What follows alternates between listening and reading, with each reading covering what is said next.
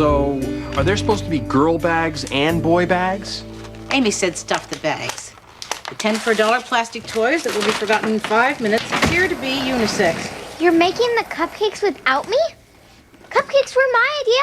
Actually, they were my idea.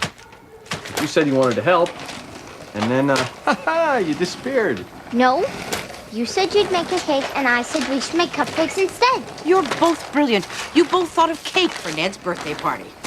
Can we move along? And now, put these kazoos into gift bags. Lauren, stop or I will stop you. It's bad enough for your mother to volunteer to throw a party and then conveniently not be here for one single night this week. Peter and I do not need you to make us nauseous while we are doing the work she volunteered us for. Well, why couldn't the party be at Uncle Peter's house? Because Uncle Peter doesn't live there anymore, and Amy thought it'd be weird. So it's gonna be weird at our house instead? That's it. Explain goodie bags to me. Isn't the point of a birthday party to show favoritism to the birthday boy or girl? Grandma? And when did it become mandatory to have a party every year? My children had 2 parties each. One at age 6, one at age 16. Grandma! Prepare yourself. From now on, you will be spending every weekend at some child's party until Ned gets to college. Grandma, are the cupcakes supposed to be smoking?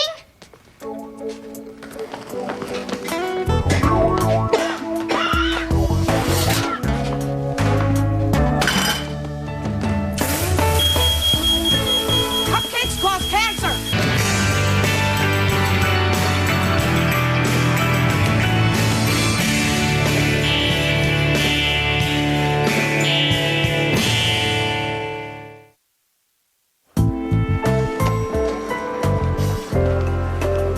Judge Wells. That's great. Oh, there should be one. You wanted to talk to me about the Danny Hawkins case? Yes, there's a new witness and new evidence. Well, I was under the impression that was all nonsense. Apparently not. There's going to be a motion for a new trial. I can't be the one to hear the case. Oh? Why is that? Well, first of all, my docket's very full, and my duties are first and foremost to the juvenile court. Try again. I feel like I've done my part in this case. I overturned the suppression of evidence decision that led the case to trial in the first place. I sat on the case during the penalty phase. Now, you know as well as I do, the judge who tried the first case has to be the one to hear the petition for a new trial. Is this more criminal court phobia? No, it's not. Well, what is it?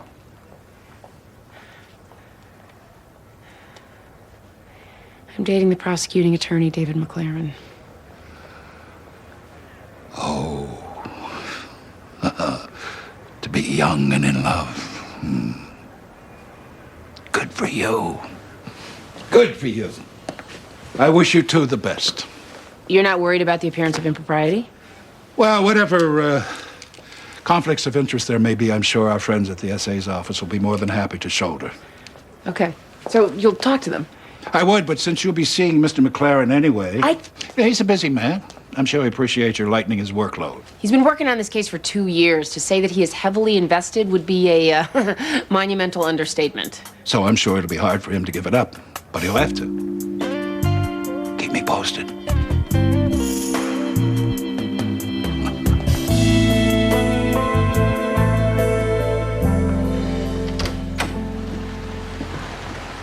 What a wonderful surprise. It's been too long, Valerie. Oh, I know. Oh, I almost missed those days when you'd stop by all the time to look over my shoulder. At least I got to see you. Well, you caught me in my night clothes and with a messy house. I'm getting a late start today. It's perfectly all right. Sure, this is just the mess you want to find at a foster parent's home. Val, you got 5 foster children through high school and out the door. I'm not worried about clutter. Can I get you some tea? No, thanks, I'm fine. How are they? Rodney's wife just had a baby. That's their second. And Dottie is away in California at veterinary school. And Sarah changed her major 14 times. and the twins are rooming together. You know, if it wasn't for Carla, I'd feel like the orphan. Well, yes. She is why I'm here. Oh? I got a call from school. Her counselor says Carla's been forgetting things. Are you aware of this? It's been going on for a couple of months. I've been thinking about taking her to a doctor, but she gets so upset when I mention it. I think she thinks that I'll give her up if she has a serious problem. Did you tell her you're incapable of giving up on anything? You know what she's been through. I know. And I know Roger's death was hard on both of you. Would it help if I spoke with her? No, I'm afraid she'll think she did something wrong. Let me handle it, Maxine. I'll find a specialist, I promise. Call me at work. I have a list of the names and numbers of the best people in Hartford. Did I offer you some tea? Yes, you did. And I turned you down. But, I've changed my mind. Good. I'll put the water on.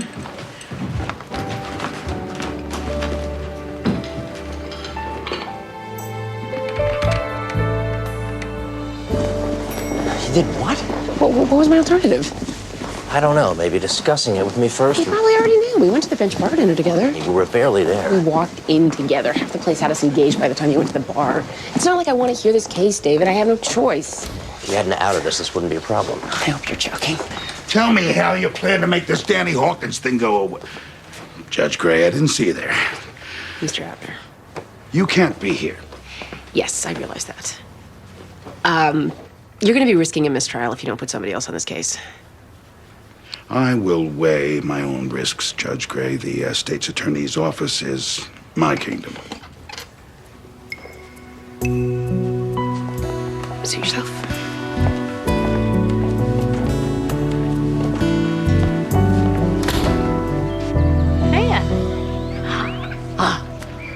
Yeah, it's a crack. Ready? 2, 3. Oh. Hey, Julian. Hi. Hi, Jen. Go ahead. Hi. Oh. Hi. I had a great time the other night. Me too. It was perfect. So I was thinking, what about dinner tomorrow night? I could cook. Like at your place. Or we could rent a house. I mean, seems easier to use mine. I know where everything is. Look, Jenny's gonna be at her mom's. We'll have the whole place to ourselves, and you won't have to, you know, rush off. Look, or we could do something else. No, that sounds nice. It's just dating has changed since college. Well, a lot of things have changed since college. Like DVDs. We didn't have DVD players. Right. So, 7 o'clock? Yeah, that's great. Great. Great. I'll see you then. Come on, Jenny. Hey, I'll race you to the car.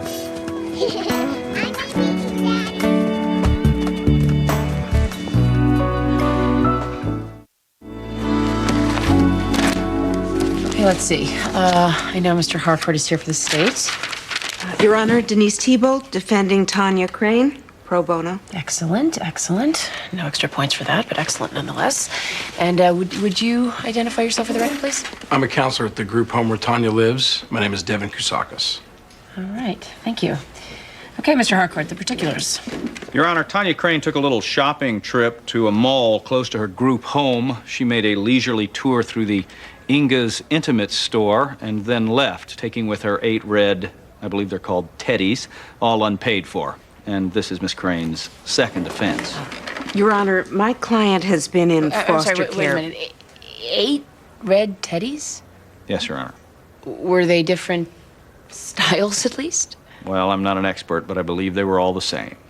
No, 3 medium, 3 small, and 2 extra small. Okay, what's up with that? Your Honor, my client was abandoned by her mother. She then bounced And around. the only thing that could heal the wounds was stealing underwear. Continue, Miss Thibault.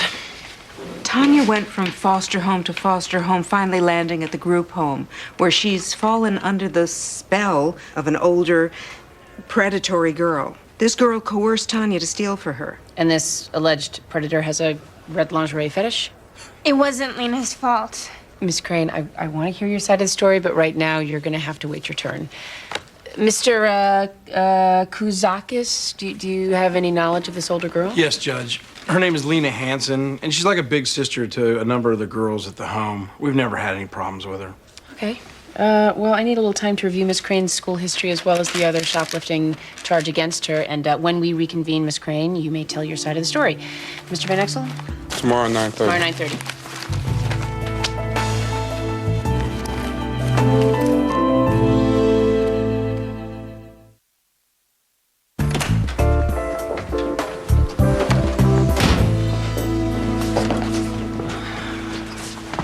Good morning, Chris.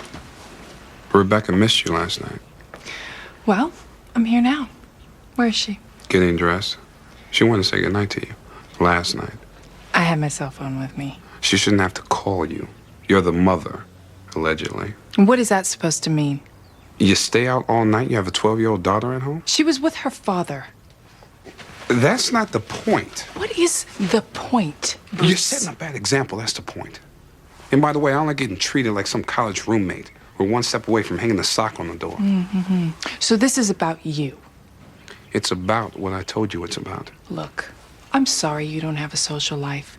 That is your choice. I have a social life. Well, it is the best kept secret in Hartford. You're here every night, even on my nights with Rebecca. I won't be here tomorrow night. I have plans. Oh, really? What kind of plans? Oh, please. Don't assume you know everything about me. Tomorrow night, you're responsible for Rebecca. Oh, and I'll be home before she goes to bed.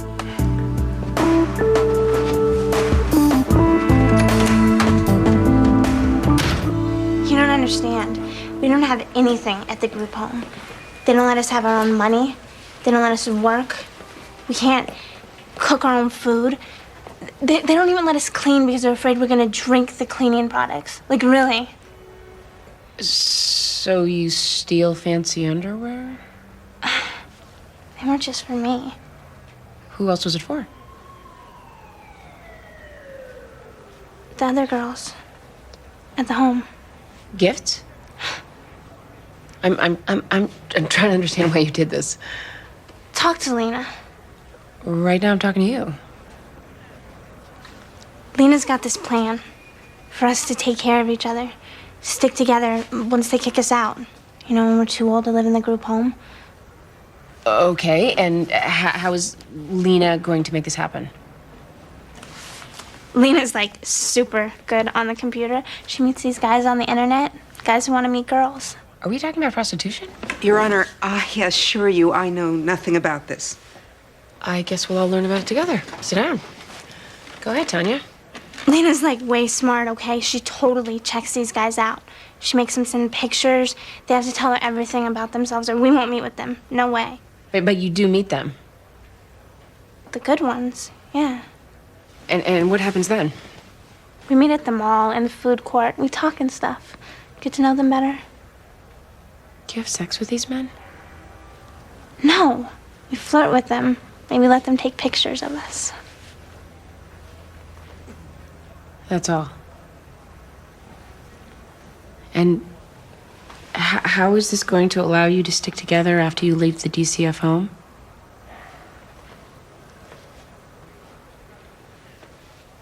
Tanya?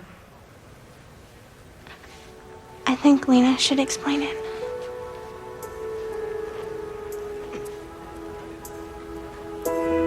I think so too. Mr. Van Exel? 1:30. 1:30. Thank you. And she had to borrow money for her lunch. For the third time. When I told her I'd call her mom, she started crying. So how have you been? Please, just see what you can do. Carla? Hello? You remember me? The lady from DCF? Yes, I'm a very good friend of your foster mother's. I'm Maxine Gray. I'm not leaving my mom. I don't care what you say. Carla, I just want to ask you a few questions. Has your mother talked to you about seeing a specialist? What's a specialist? A specialist is a person to help you figure out why you forget things. I don't forget things. And why were you afraid that I was going to take you away from your foster mother? She said, What? What'd she say? she's been crying a lot. She gets mixed up. The other day, she said she was sorry. She didn't know if she could take care of me anymore. But I'm not leaving. She's my mom, and I don't care what you think. So just go away.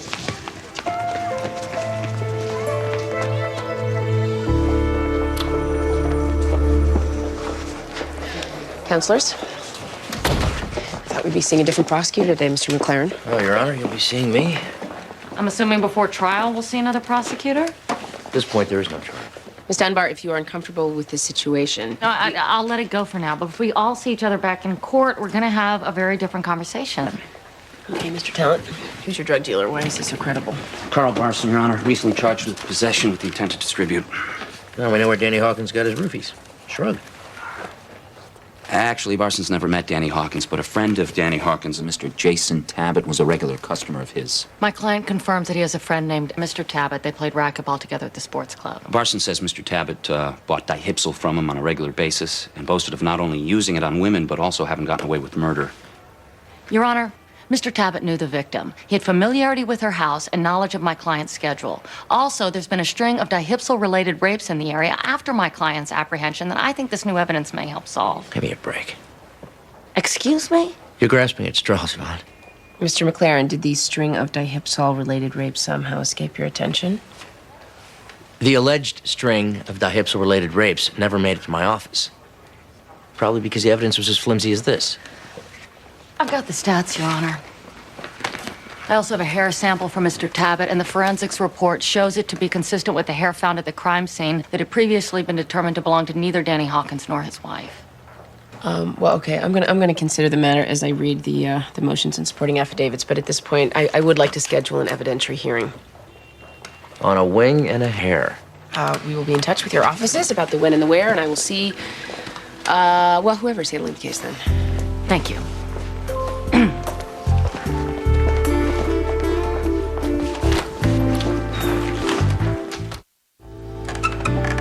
Maxine. May I come in? Of course. Sorry. I didn't know you were coming. You caught me with a messy house. I'm getting a late start today. It's quite all right. Can I...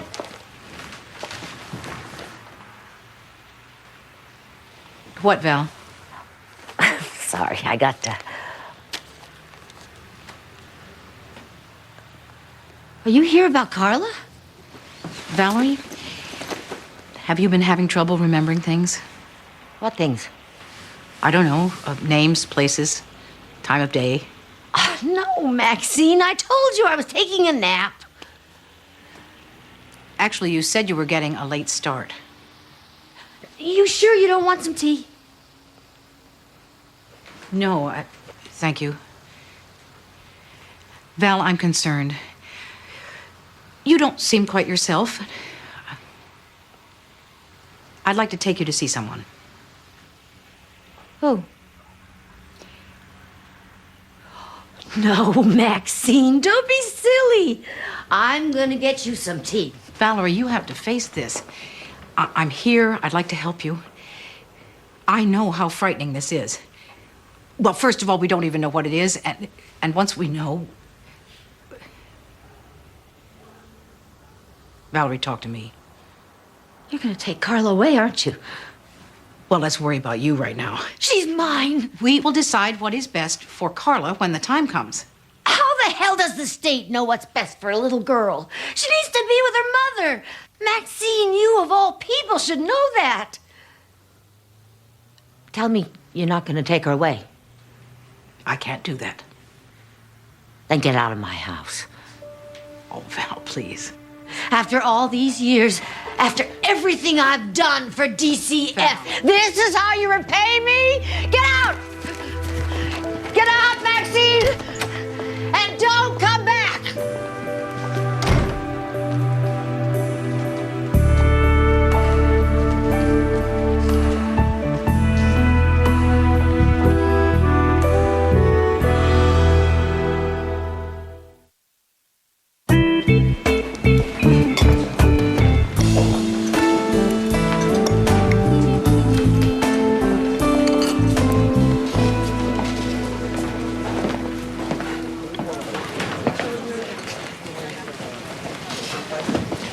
You didn't withdraw. My boss didn't think that was such a great idea. Did you explain to him why you think it might be? He's only interested in one thing. It's not losing the next election. Well, we shouldn't both be on the same case, and you can do something about it, and I can't.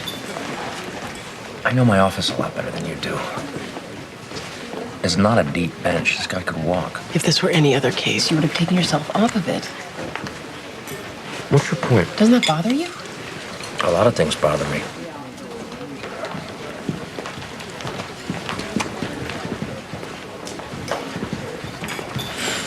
You just don't know. What don't I know? What don't I know? How bad it was. Well, you can tell me. I know. I know. You're not ready to tell me. I heard you when you said that. But Danny Hawkins has nothing to do with that. Yes, he does. For someone else's family, he does. Only if you're right. I am right. Oh, I know how much you believe that. I have to fight to not believe it when you say that. But that's not fair to me. I'll think about it. Really? Yeah. I'll think about it. Okay. Remember how much you hate the blackout dates? Yes.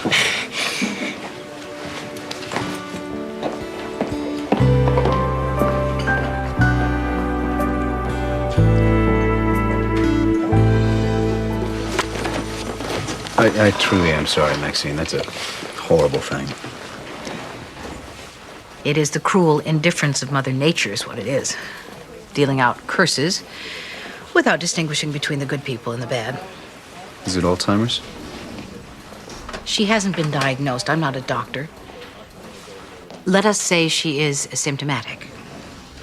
Well, we should start trying to find a new home for Carla. That's it? That's all the time we have for you, Valerie. The woman has devoted her entire life to foster children. I'm aware of that, Maxine. Gee, when I start forgetting things, you're gonna shove me out on the ice floe, too? We're not talking about you, Maxine. The woman is my age, Sean.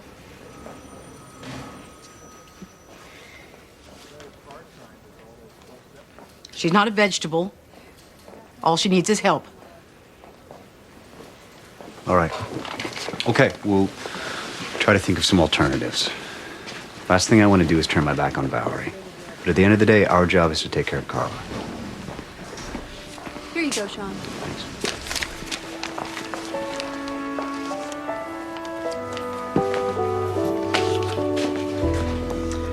Okay, Miss Hanson.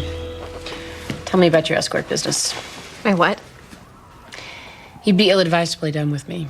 Tanya's already told us all what's going on. I don't care what she told you because you don't know Jack. Oh. I strongly suspect that you are operating an escort/prostitution ring out of your group home. We haven't charged anybody one red cent. And since when is it a crime to have a dream? What dream would that be? I'm not at liberty to say. Well, I am Liberty, and you will say. Look, I take care of my girls, okay? I mean, come on, the state doesn't care. I learned that early on. So you're planning a business with men you've met on the internet and girls wearing red lingerie because you've been let down by the system. My parents were drug addicts, so the system took me away, put me in a group home, which is like a warehouse with cots. And the older you get, nobody's going to adopt you.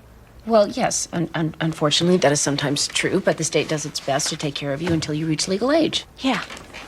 And when you age out, you know what you get? $200. That's it. How long's that gonna last? You're just out there with nobody, so yeah. Me and the girls, we're sticking together. Long after that system forgets we were ever there.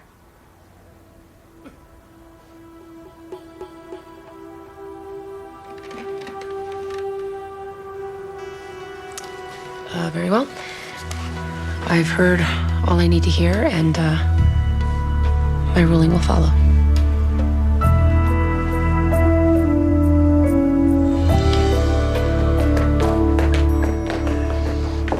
Here's tomorrow's docket.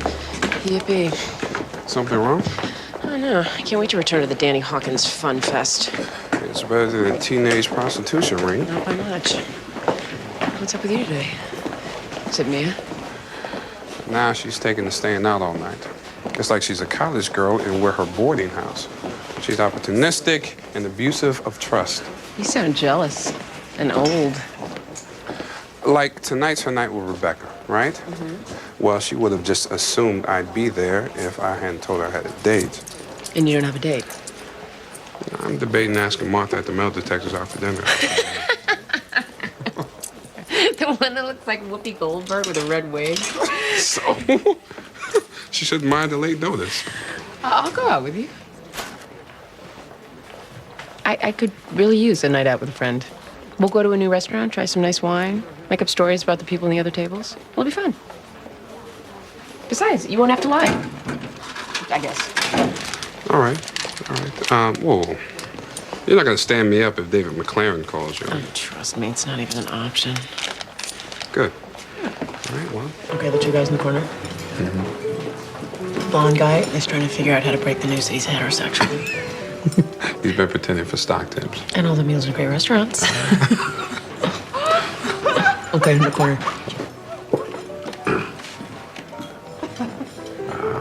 True love. You think? She's far too mature for men her own age. She needed someone to keep up with her intellectually.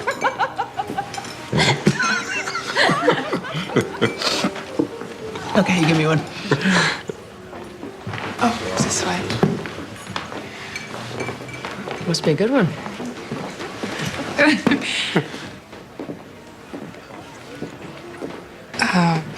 Let's go. Yeah.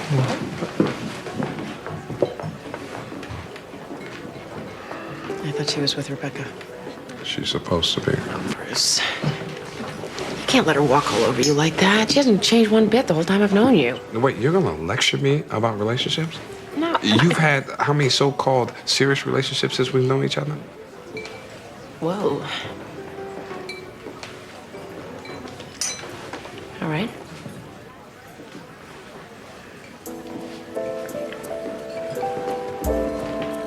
Excuse me. Check, please.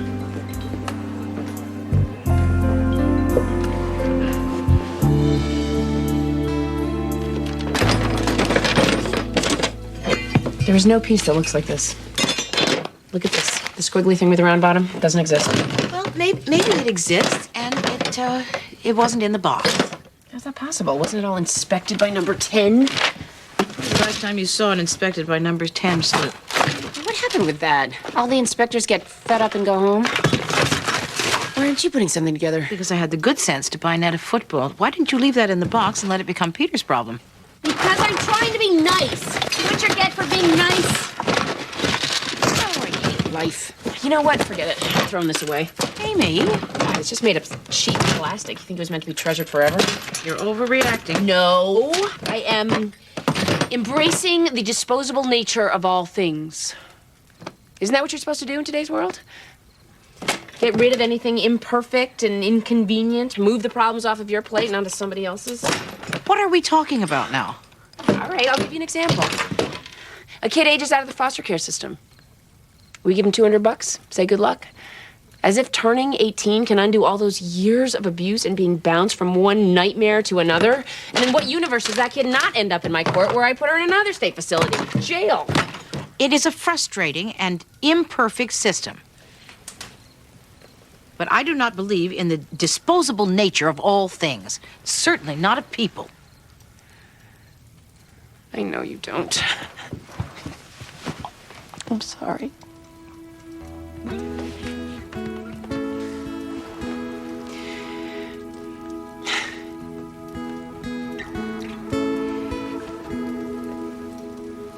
Well, this thing's going in the trash and I'm going to bed.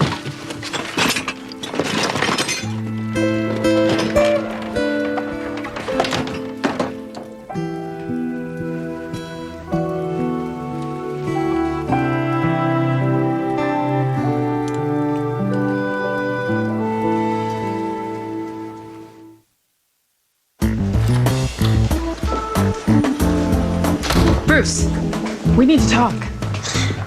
We could have talked last night if you would have come home before midnight. By the way, you owe me for the babysitter. I didn't want to do this in front of Rebecca.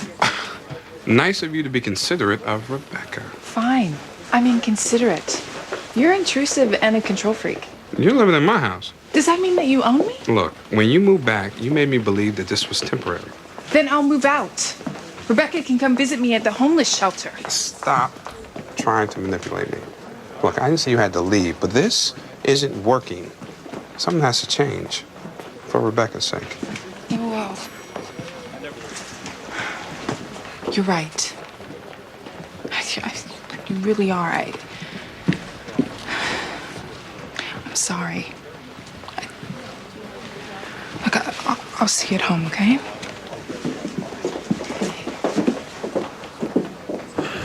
Good morning. Yeah, well, we'll see. I owe you an apology. Yeah, you do. I was angry at Mia, and I shouldn't have had so much wine. No joke. Look, I'm not the one to throw stones, but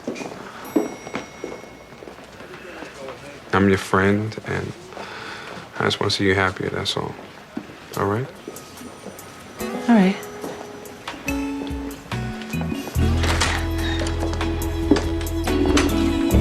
Miss Crane, Lena Hansen was right. The system is failing you. It gives you shelter of sorts until your 18th birthday, and then you're on your own. It's not particularly fair. It's not particularly smart. But there we are.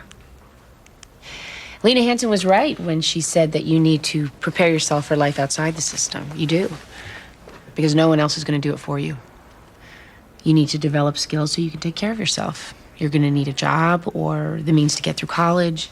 And DCF can help you with that, but you do need a game plan so you're not caught off guard by your abrupt independence.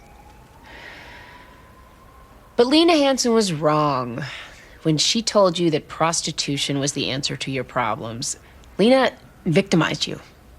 She exploited you. She possibly did permanent damage to your self-esteem and your view of the world. There are consequences and reverberations that none of us here today can predict. But I'm going to do whatever I can do to minimize the damage. So I'm placing you on probation with the condition that you be placed in a more restrictive facility. And I'm requesting counseling for you and for the other girls involved. And I am recommending that you all be placed in separate facilities so you have no contact with each other and especially no contact with Lena Hansen. Mr. Harcourt, I trust that I am a step behind you in recommending an investigation of Lena Hansen, group home madam. Yes, Your Honor. All right. Well, we have that to look forward to. Next case. Thank you, Val. Thank you for coming in. Seems like yesterday I came here for my oldest, Rodney. That was the day we met. How does this happen, Maxine? It just does. Yeah. I think I'm beginning to accept the idea of losing Carla. Actually, I wish you wouldn't. At least not yet. The young lady who's sitting at my desk is Lynn Jenkins. She's 18 years old. She just recently aged out of the foster system. She's hoping to go to community college next year, and she needs a place to live. I told her that you might let her live with you. Maxine, I can't take on another girl. She could help you with Carla. She could drive Carla to school. She could drive you to doctor's appointments. Well, at least, will you meet her? Lynn? Valerie Bing. This is Lynn Jenkins. It's nice to meet you, but I'm not sure I can help you. Oh, well, maybe I could help you. When my Nana was sick, I helped take care of her. I don't want anybody to go through this with me. Lynn, give us a minute. Through what, Val? Go through what? We don't even know what's wrong yet. Will you let me help you find out? Let this girl help you with Carla? You believe in helping. You taught me that when a child learns to accept help, that's a beginning. Now it's time for you to accept help. And in accepting help, you can help somebody else.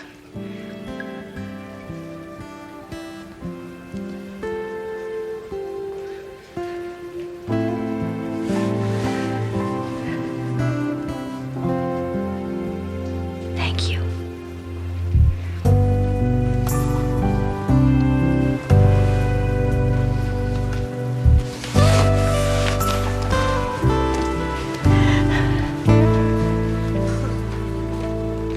All rise. The State v. Daniel Hawkins, file number CR04-47895. A motion for new trial. Judge Amy Gray presiding. Your Honor, before we proceed, may we approach? You may.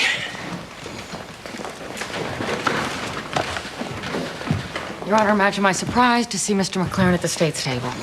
Yes, mine as well. This trial could save my client's life, and with all due respect, I wouldn't want there to be any reason for the results to be overturned. Your Honor, do you believe yourself to be incapable of impartiality? Okay, can we cut the crap?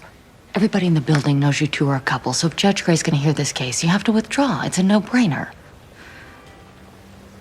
What if the relationship were suspended? Oh, David, for God's sake, don't be an idiot.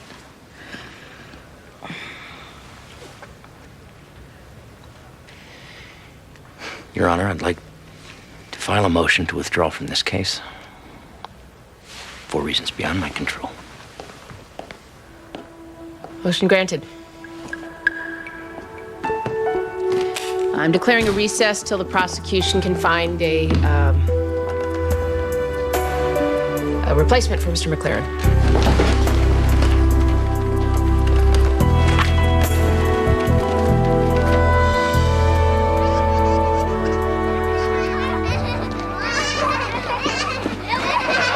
I'm sorry to hear that, you coward. We'll miss you.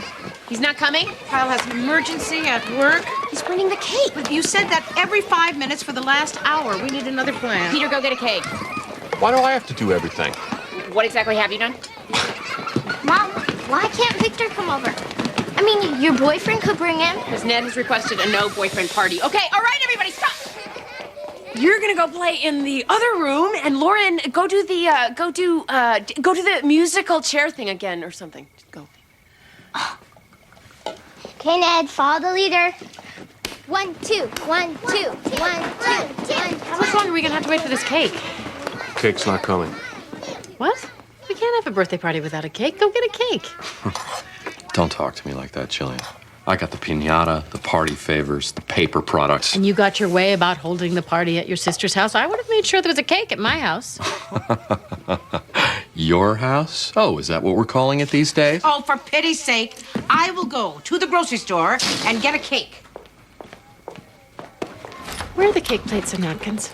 The napkins are on the dining room table. I don't know about any cake plates.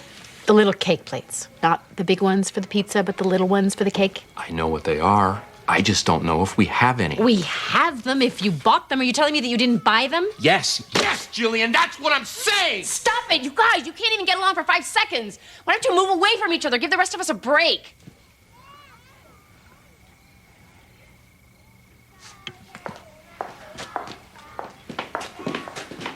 What was that? I'm sorry. I hate to see you fighting like that. Oh, I'm so sorry to upset you. You're fighting about paper blades. Well, at least we're communicating. Oh, don't worry about us. When we stop talking altogether, then you'll know it's over.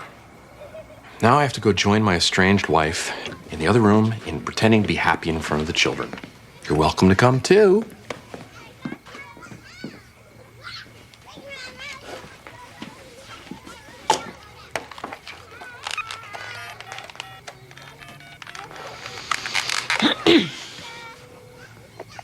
You've reached the McLaren residence. Leave a message.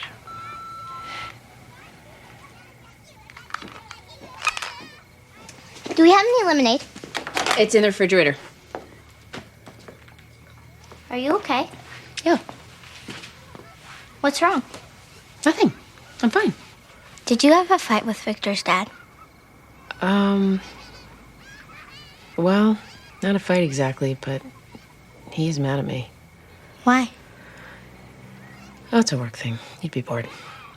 He'll get over it. You think? Remember all that stuff he said about you?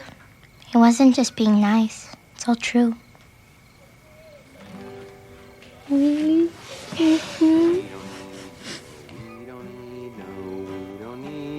Stinking cake. We got hats and we got horns. We don't need no stinking cake. How was that? Pretty good? Should I do another one? We'll make up another one? How about presents? Presents. Oh, we don't need no, we don't need no, we don't need no stinking cake. We got lots and lots of presents. We don't need no stinking cake. I got another one. Oh, we don't need no, we don't need no, we don't need no stinking cake. There's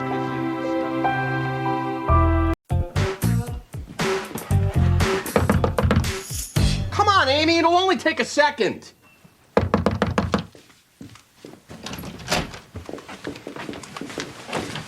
You still do that?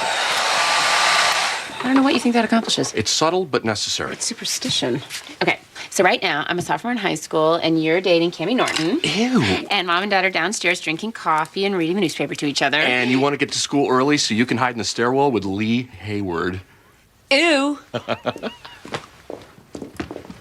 Hey, Vincent, get up. Breakfast. Race you to the table. Go. You call me Vincent? You cheated. I can't believe that you cheated like that. Oh, what are you doing? Oh. Hello. Good morning, Peter.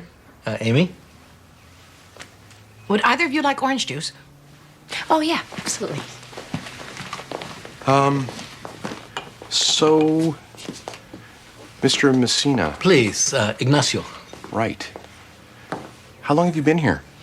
Ignacio stopped by on the way to a job site to tell me about this art show that's in town. Yes, it's called Assimilation. It's a collection of Chicano art. That sounds very interesting. We're going Friday night. You're both welcome to come with us. Yeah, well, I'll check my schedule. Oh, good. Peter? Perhaps you could invite Jillian. I don't know if we're in that space right now, Mom. But you two have started counseling, correct? Yes. Good. Because when I saw you with that redhead in your band... It's her band, and her name is Shelby, Mother. Do we have to discuss this in front of, company? Ignacio witnessed you and Shelby sharing a microphone. I'm sure he's not surprised by my conclusion. I'm not surprised. Well, I have to go to work. Lovely to see you again so soon. Have a nice day, everyone.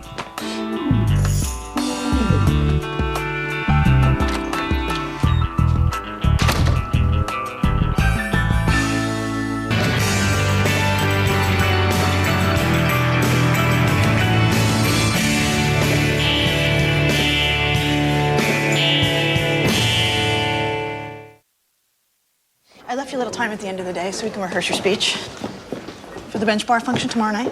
You're introducing the keynote speaker. Which is who? Judge Bancy. Fancy Bancy? Yeah, you probably don't want to call him that in your introduction. What am I going to say? He worships his hair. He's the only man in Hartford who has a George Hamilton tan in February. Yeah, again, I'd go another way. You got a date? No. Good. Did I say that out loud? I was afraid you were going with David Look at McClaren. you, turning on a dime. One minute you love him, the next minute you... Hi! Hi. Good morning, Donna. Mr. McLaren? This is for you. I didn't really know what you drank, but the guy downstairs said I'd be safe with a non-fat decaf latte. Otherwise known as what's the point? Thank you. You're welcome. I want to apologize for having been so rude to you. I'm sorry. Apology accepted. Are you going to the bench bar dinner tomorrow night? Yeah, I am. Why? I didn't put her up to saying that. Now, we've established that Donna's a loose cannon, but she does have a point. Pick me up at 7. Okay.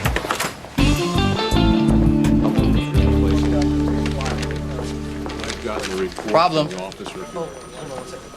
Robert, I sincerely hope that's not your new nickname for me. The artist, formerly known as Mickey Williams, is in trouble again. Spray painted graffiti in the cafeteria at Children's Hall.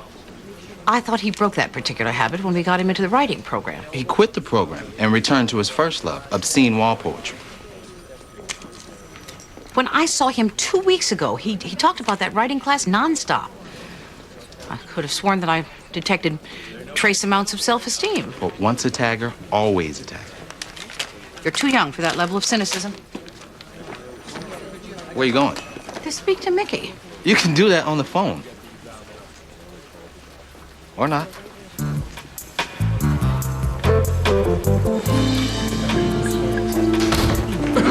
It's a full house today. Okay. This is the first hearing on a neglect petition on behalf of 9-year-old Albert Wolinski. Ms. Mendez, you're here with DCF? Yes, Your Honor. And this is Marge Bolton, Albert's caseworker. DCF is filing a petition because Albert Wolinski is alleged to have been emotionally abused and neglected by his mother. But first, I would like to object to the presence of Eva Gershon in this courtroom. She is not party to this case.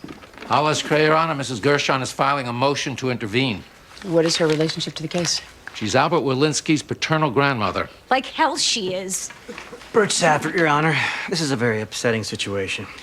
Mrs. Gershon's son is currently serving time for raping my client. So you're telling me the child at the center of this case was conceived in rape? Yes, Your Honor. And you can imagine how difficult it is for Ms. Wolinski to hear him referred to as the boy's father. He's a rapist. He tried to kill me. Miss Wolinski, I understand how upsetting this is, but you really do have to try to control yourself. What's going on? Why is she here? Mr. Craig? Eva Gershon does not wish to see her only grandchild abused by his mother, nor sent away to foster care. She is therefore seeking custody of Albert Wolinski. What? Kenneth Gershon is prepared to give up his parental rights so as not to impede his mother's custody bid. He has no rights over my child. Legally, he actually does. Under our statutes, grandmothers have the right to intervene during the dispositional phase of a neglect case. Therefore, Mrs. Gershon can be heard. Mr. Van Exel? Tomorrow at 10 o'clock. Tomorrow at 10 o'clock.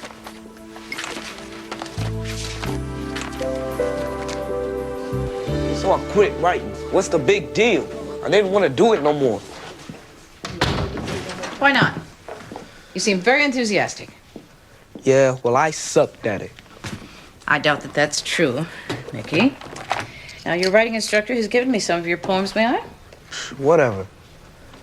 I'm a gangster rapper player. Listen to me, to what I say. My skills be like amazing. My vocabulary like a raisin in the sunlight of my phrasing. Big ups. Big ups to me, Mickey the Slayer. Oh, this is very... Does anybody actually know you as Mickey the Slayer? No. Get off me. I told you it sucked. Sucking is subjective and is generally tied to pretending to be something that you're not. Writing is about telling the truth. If you can do that, then you can progress. Yeah. Does this sudden shift in your attitude have anything to do with the performance that's scheduled for Friday night? Your instructor tells me that family members are being encouraged to come. I'm not going to be the only one talking to an empty house. I would be happy to come. I don't need some old white woman doing the pity thing because it's her job. It is not any part of my job to listen to adolescent gangster rap after business hours, but I do understand your feelings. If I can get a member of your family to come to the performance, will you rejoin the program and confine your writing to paper? Maybe. But ain't nobody from my sorry-ass family gonna come down here. You let me worry about that, and you concentrate on your writing. Say thank you, Mrs. Gray. Thank you, Mrs. Gray. I don't agree with what my son did. I don't condone it in any way. He didn't cheat on a pop quiz lady. He watched me from your window, followed me into the laundry room, and raped me. Objection. Sustained. He broke 3 of my ribs. Miss Wolinski, you will have your turn to speak. Continue. Whatever happened, my grandson shouldn't be punished for it. And you can tell by her behavior she's not right. Objection. Sustained. Mrs. Gershon, in what way do you feel your grandson is being punished by Ms. Walensky? I still live in the apartment across the way from theirs. I see things and I hear things. Such as? Her yelling at Albert, calling him names like Satan's son, and him crying and screaming back at her. I couldn't take it anymore. One day I told Albert I was his grandmother, and if he ever needed anything, he could come to me. You did what? Last warning, Mr. Saffert. Yes, Your Honor. And how many times did you contact Albert? Oh, just that once. I stopped him on the sidewalk outside the building, and after that, he started coming to me. He's shown up on my doorstep 3 times in the last couple of weeks. His face all red from crying or being hit, I don't know. Objection, speculation. Sustained. Mrs. Gershon, we're only interested in what you actually do know. I know he was upset, and he wanted to be somewhere safe. He's my flesh and blood no matter how he came to be, and I can't stand to see him mistreated. He's just a little boy. Thank you, Ms. Gershon. Nothing more, Your Honor. Mr. Saffert? How many children do you have? 1? Kenneth Gershon is the only child you've raised. Yes. And he turned out to be a violent criminal, a rapist, correct? Objection. Your Honor, Mrs. Gershon is claiming to be a superior parent to my client. Her track record and that of her only child are relevant. I'll allow it. Do you feel that the way you've raised Kenneth contributed to his criminal behavior? Yes, I do. My husband was a violent man. He beat me for years, and I took it, even though I could see what it was doing to Kenny. If I could take back those years, I'd do it another way.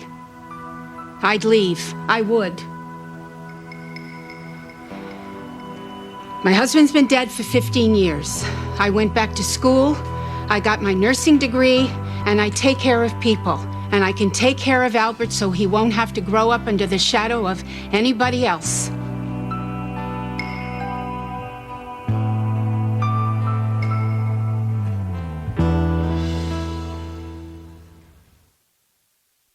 Please continue. Did you receive any counseling after the rape? A little. Why only a little? I was anxious to get back to my life, and I felt okay, so I stopped going. But your emotional problems surfaced later on, did they not?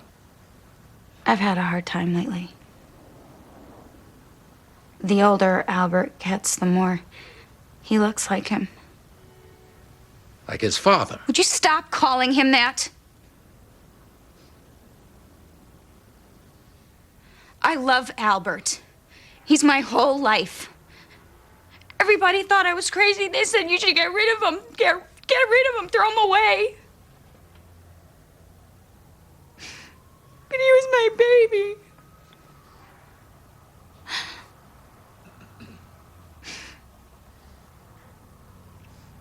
He deserves the world, and I just wanted to...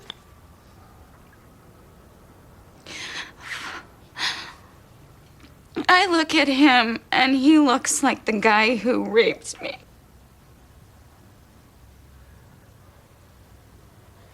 Your Honor, my client has agreed to resume therapy. There are financial concerns that we're trying to work out, but she would do anything to keep her son from being given away to the woman who raised her rapist. Objection, Your Honor. Mrs. Gershon is a caring, loving grandmother. Albert came to her. I get it. Mr. Cray, I get it. I need to hear from Albert. When can we do that, Mr. Van Exel? Tomorrow at 2 o'clock. Tomorrow at 2 o'clock.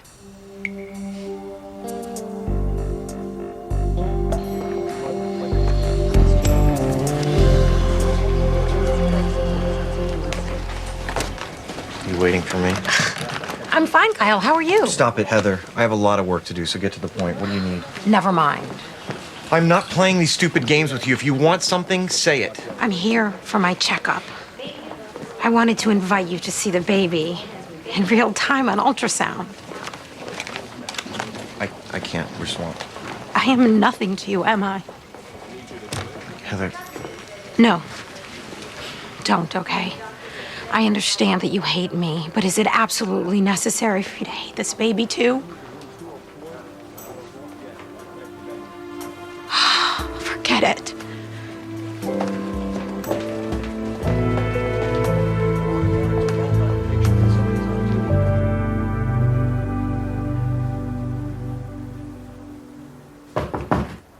Man. Got a minute? Sure. Like, the bench bar thing got moved to Friday.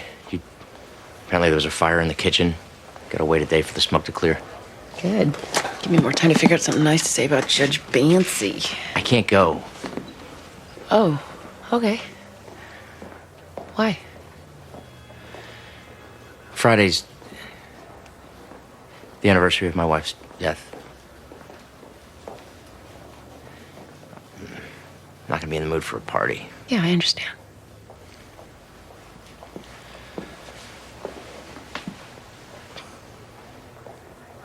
I guess you have to go to this thing.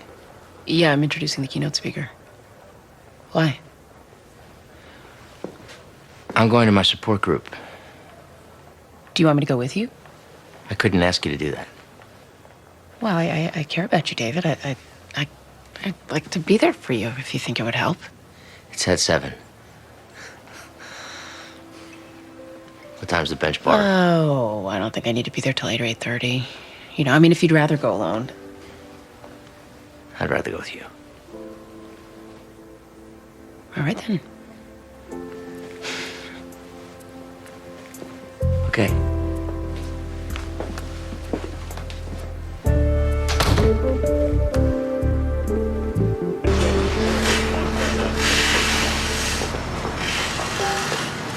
You know Rufus Williams?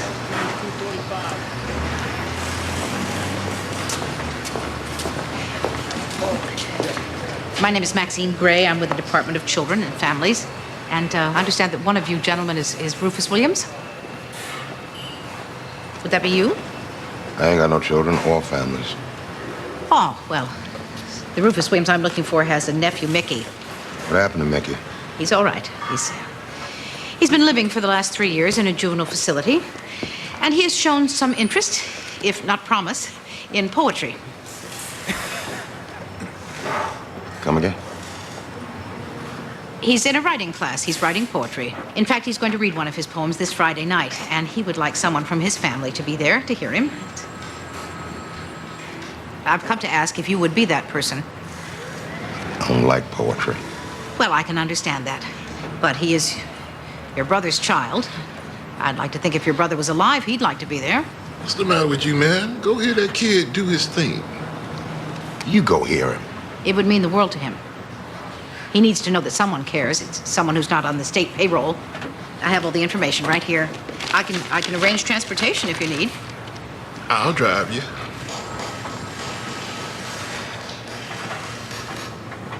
Can you get us 2 tickets? Well, yes, I believe I can.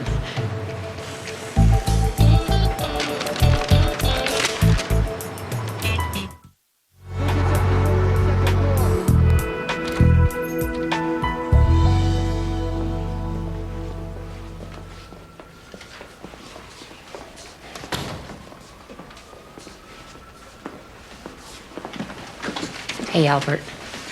I know this is a little scary, but I'm just going to be asking you some questions. Is that okay? Do you promise to tell the truth? Good. Okay. Do you know why you're here? You want to take me away from my mom. No. No, we're just concerned that you and your mom aren't getting along. Is that true? Yeah. You ever frightened of your mom? Sometimes. But I don't want to go somewhere else and leave all my friends. Well, I understand that, but if you're in danger, you might have to live somewhere else. Can't I live with that lady? Is that what you want to do? I don't know. I just don't want to be...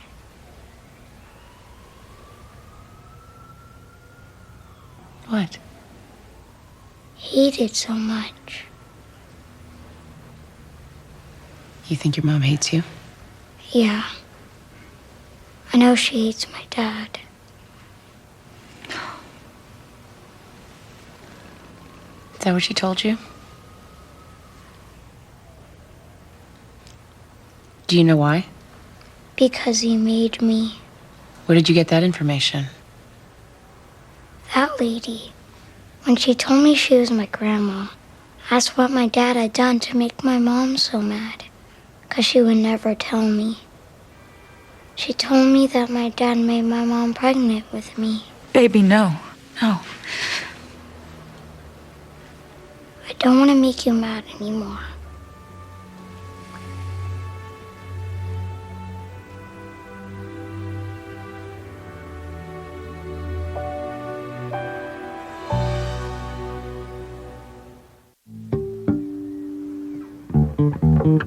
Peter, you home? Yeah, in here. I drove by and saw your car. It's the middle of the day. Shouldn't you be selling insurance? Shouldn't you be saving lives? Touche. Jillian needs someone to watch Walt this afternoon. I didn't feel like going to work anyway, so I took the day off. Wow.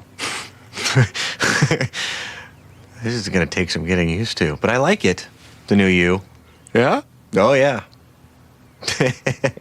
For example, had I have driven by and seen the old Peter's car in the driveway on a day where I feel like the lowest worm on the planet, I probably would have just kept on driving. But today I said, hey, Peter's life is sufficiently screwed up. Maybe I'll stop in and say hello. So, what sort of worm-like thing have you done now? I was accused of hating my own child. What? You don't have it. Whoa. Yeah, Heather. And do you hate it? I don't know it. It's not here yet. All I know is I never, ever intended on having children. Or getting married, for that matter. I barely escaped one family. I'm not up for another. Well, we don't always get to say. You don't regret? Kids? No, not for a second. Kyle, I know that you stopped by to see the new me, but when it comes to kids, you're gonna get advice from the old me. It doesn't matter how it happened. You're gonna be a father. Now, forgive me for saying this, but your father was a jerk. I've watched you struggle over the years because your father was too self-involved to give a damn about you. Now, you gonna want some kid telling that story about you one day? I am not my father. We'll see. At some point, who you are becomes a choice. Christy Walensky is a woman who, after being brutally raped, made her own courageous decision to keep the child. And I believe that she is trying her best to deal with the emotional scars. However, at this point, Albert is paying for someone else's crime. So I find that Albert has been emotionally neglected while in the care of his mother. Mrs. Gershon, with the exception of the cruel and somewhat inaccurate explanation that you gave Albert about his mother's feelings toward your son, I do believe that you care about him. But I am not willing to break the bonds between this mother and son, however flawed they may be at this time. So I am denying Mrs. Gershon's request for custody and following BCF's recommendation for commitment. Albert will be placed in foster care. He and his mother will attend therapy, which we hope will lead to the reunification of the family. Miss Walensky, one day, and it may be soon, Albert is going to have to face the truth about his conception. As bizarre and unfair as it may seem, Kenneth Gershon has certain rights in this situation, and he won't be in jail forever.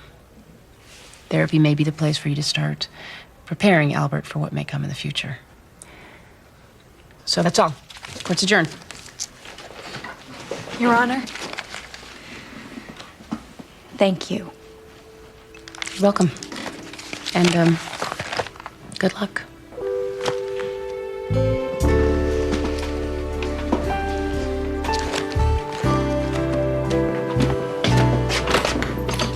Hi. Thanks for helping me out. Sure. I know that we're supposed to honor our agreements, and I hope that I'm not overstepping your boundaries. Don't worry. I won't tell the therapist on you. It is helping, isn't it? Therapy. Absolutely. We were in a communication rut. We've been together so long that we stopped hearing each other. It's good to step back and see each other with a fresh perspective. I agree. Oh, there was one other thing that I wanted to communicate about. I know that I agreed to take the children on Saturdays, but I was wondering if just this once we could switch. My friend Evelyn is coming into town. Oh, I'm sorry. I can't. Oh, are you sure?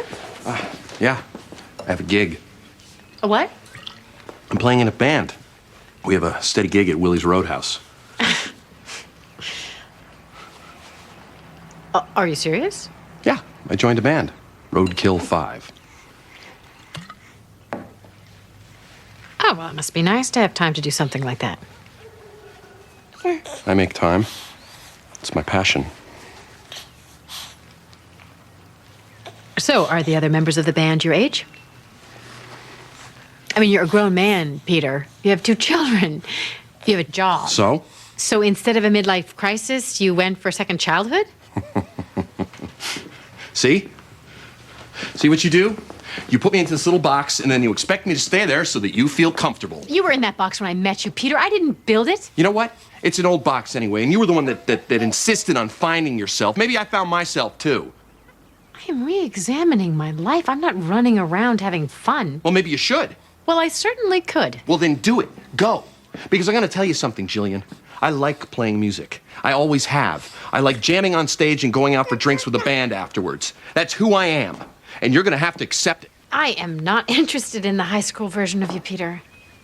I'll tell Evelyn I can't make it.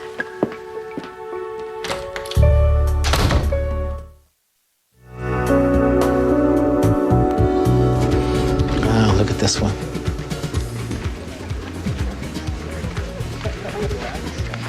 Jasmine by Margaret Garcia.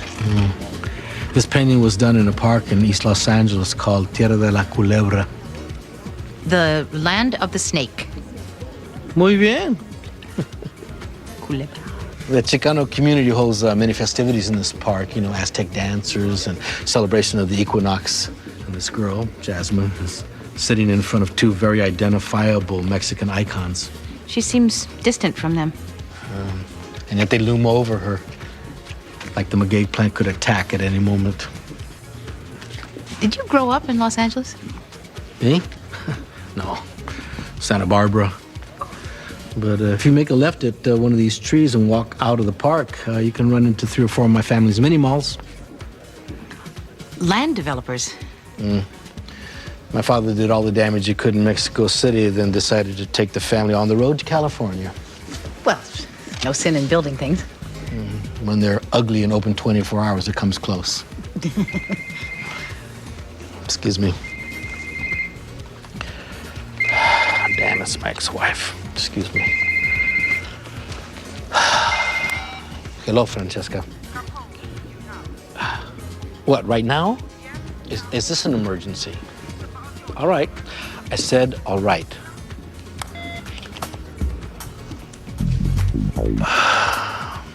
How would you like to take a ride to the Gaza Strip?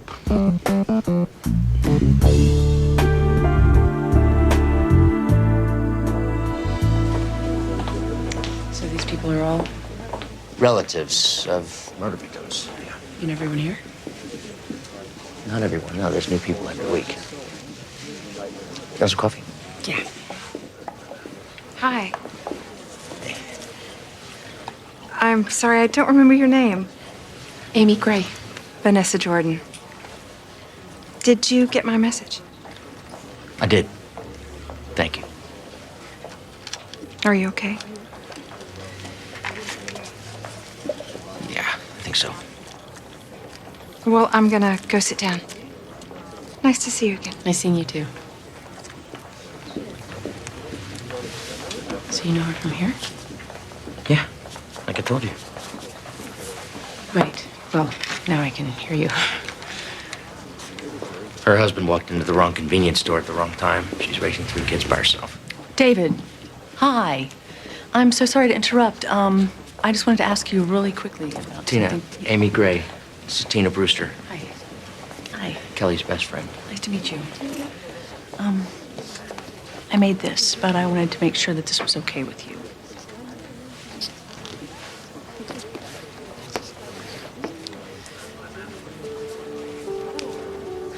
I figured I'd put it up on the easel for tonight, but if that's gonna cause you to have any, It's fine.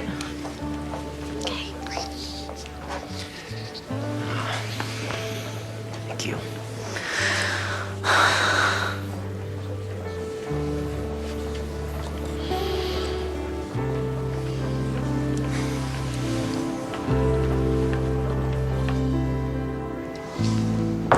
Heather, it's me. You've probably already looked through the peephole and you know it's me, and that's why you're not answering the door. But if you'll just talk to me for a second, like I know we can. What do you mean?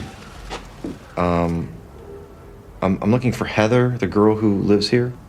Not anymore. I saw her yesterday. She couldn't have just up and left overnight. She gave notice yesterday, paid up. Movers came this morning.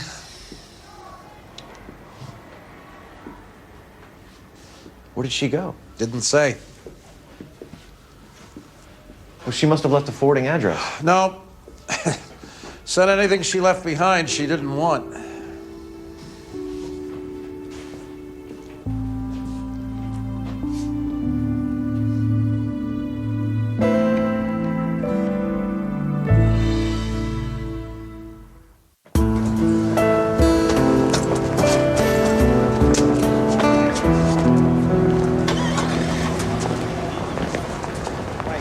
Was Kelly from Philadelphia too? No. She was from Biloxi. Southern Belle? No. But a definite rebel. Did she work? She taught school. 4th grade.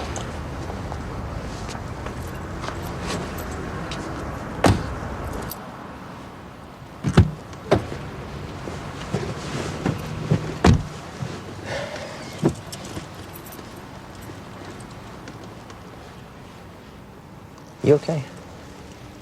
Me? Yeah. I know those things aren't fun to sit through. Oh no, I just. What? I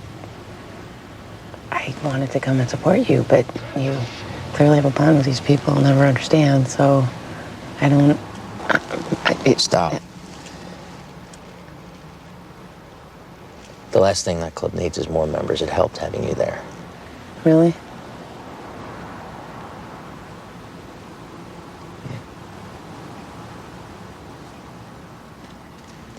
Listen, why don't I drive you to that dinner and then we duck out right after your speech? You sure you're up for that? I'm sure I don't like the alternative. Okay.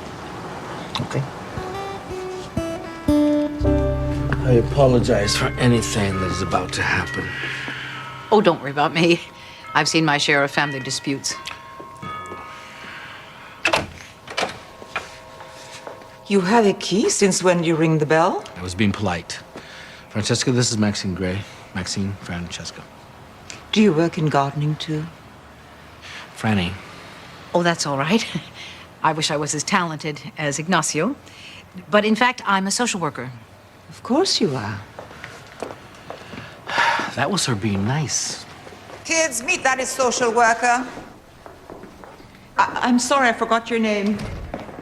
Maxine Gray. This is my daughter, Courtney. My son, Raul. Hello, Miss Gray. Not sure why my father chose to bring a stranger into our family business. Oh, probably payback.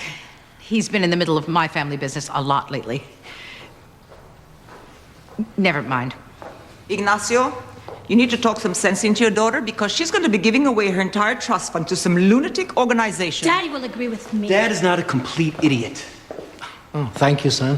What I meant was, I mean, even you, with your back to the land whatever, would not approve of her giving her money to a terrorist group. Terrorist group? The Protecto Growth Force. They blow up logging equipment. Stop it, Raúl. See what you've done? I think you had a little bit to do with this as well. ¡Dejen de gritar!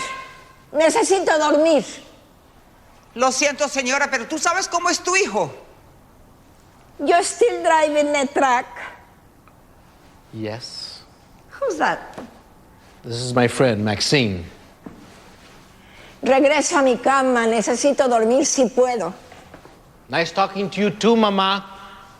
Mama, that's your Mama? I'm sorry, would you all please excuse me? Hello? You have no... You set me up. Nola act. It's so tiring. Mickey? What's wrong? She's always had you wrapped around. You said he was gonna be here. Your uncle isn't there? No, when the show's already started. I don't know what's going on, but I will be there in 15 minutes. And I'll bring someone from your family, I promise. I'm leaving at 16. She knows that if she Why don't makes you enough grow up? noise, cries hard enough that you'll eventually take her side. Well, it's her money. You're the one who wanted to trust my kids, not me. I'm sorry, excuse me, but I have to get to Children's Hall right now. Okay. You're leaving because she tells you to leave? You haven't solved this family's problem, Ignacio. This problem never gets solved. It's been the same thing for years. I'm sorry, but I have to go and see a little boy who doesn't have a lot of money for his family to fight about. In fact, he has no family. And therefore, he's going to have to put on a performance tonight with no one for him in the audience. And one of those things I can do something about. Courtney, Raúl, get in the truck. What? You're coming with us. No, they're not. Yes, they are. No, they're not. Yes, they are. You're welcome to come too if you want. But tonight, my children are going to do some actual good. Now get in the truck.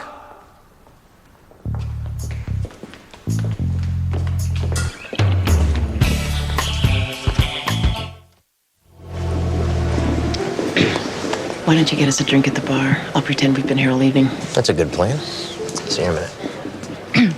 Judge Gray. Excuse me. Hi, did you just get here? No, I was over there.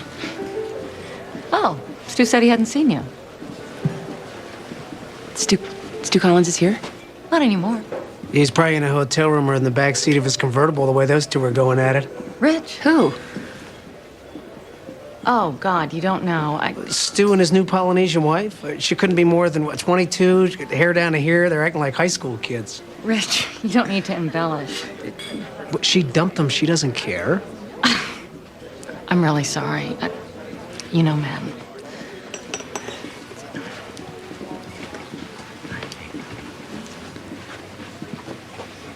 You're never gonna guess what I heard at the bar.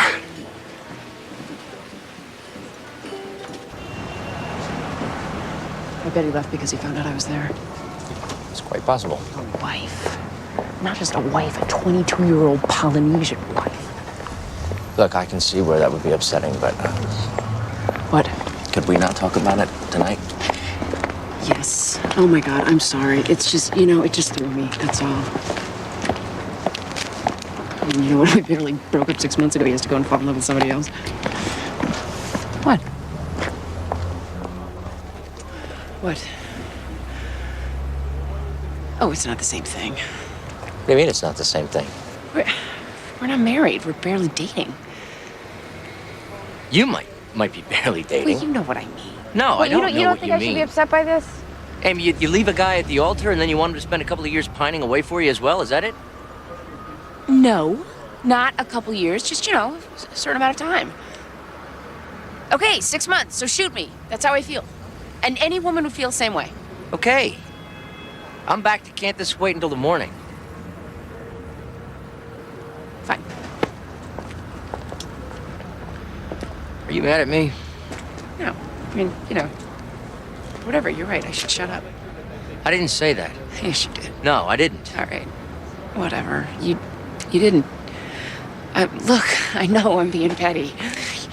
But compared to what you've been through, everything is petty. I can't help that. I'm having some feelings right now. I can't help that either. I know. And I'm asking you to I'm just asking you to put it on hold until tomorrow, okay? Because I really don't want to add anything else into the mix. I'm not asking you to. I really don't want to add Stu Collins into the mix tonight. You think I'm still hung up on Stu? I don't know. I think I've heard his name about 25 times since we left the building. Fine, you won't hear it again. I got it.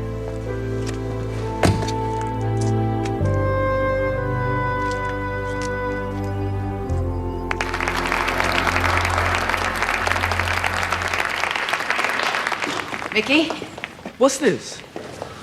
this is Ignacio, and his daughter Courtney, and his son Raul. Next up, we have Destiny by Randy Bowl. Ignacio, could you find us some seats, please? Every night I'm in here. I think of nothing but you. Who the hell are they? They're a family, and they're here for you. Which means, for tonight, they're your family. This is whack. No, this is where you start learning to accept love and support from wherever you can get it. You do not have the luxury of turning people away. You were handed a screwed up family, too bad. Make a new one. We're here for you. What are you going to do with that? Next up is Mickey Williams doing something called After School.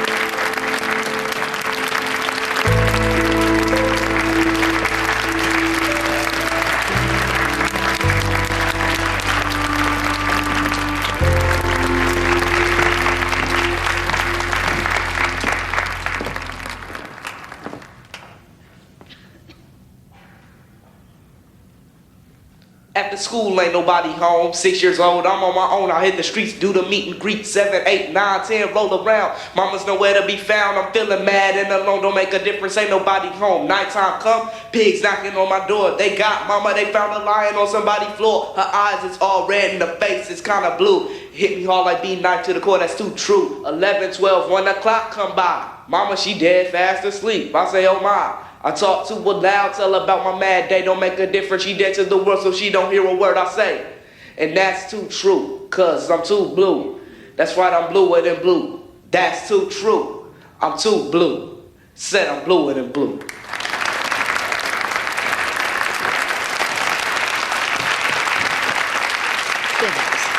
I'm judging Amy. Are you mad at me? Whatever, you're right. I should shut up. I didn't say that. Yes, you did. No, I didn't. Look, I know I'm being petty. But compared to what you've been through, everything is petty. I can't help that. You were the one that insisted on finding yourself. Maybe I found myself too. I am re-examining my life. I'm not running around having fun. Well, maybe you should. Well, I certainly could. Well, then do it. Go. I'm looking for Heather, the girl who lives here. She gave notice yesterday, paid up. Movers came this morning. Regreso a mi cama. Necesito dormir si puedo. Nice talking to you too, Mama. Mama, that's your mama? Amy, this isn't working. You are an amazing woman. You just came along a year too early. For both of us. We're Vikings, what do you know? The terror of the sea. We're Vikings. Wherever we go, pillaging happily. We're Vikings, let there be no ambiguity. Hey, Mom, what are you singing there, Mom? Like a pile of loot, some gold and jewels or something. I have no idea. Well, yeah, whatever it is, it's a little early for it. We're Vikings. Bottomless pot, free refills, right? Did you ever buy coffee? Irish, we're cheap. Sounds are cheap. Oh yeah, we're drunks. And I got that covered too. It's, Larry the Cucumber. Close personal friend of mine. Yeah, he's a veggie tail. Actually, I guess he's just a veggie, but he tells tales. And, Ned taught me that song. Morning, Kyle. Aunt Max? Actually, there's another song that it's one called The Song That Doesn't End, and it's really clever. It goes, this is a song No! All right, then. I will leave you two to your gloom off. Friend, some people try to sing what it was, and you sing. The only thing worse than Mom in a bad mood is Mom in a good mood. I can't take anyone in a good mood before 8 a.m. Thanks for the coffee. You could stay and chat for 5 minutes. I can't. I have to get back to work. You okay? Yeah. Why don't I believe you? Because you have good instincts. Thanks again.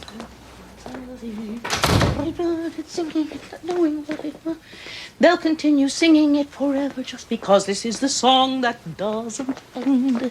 It just goes on and on, my friend. Mom. Some people started Mom. singing it, not knowing what it was.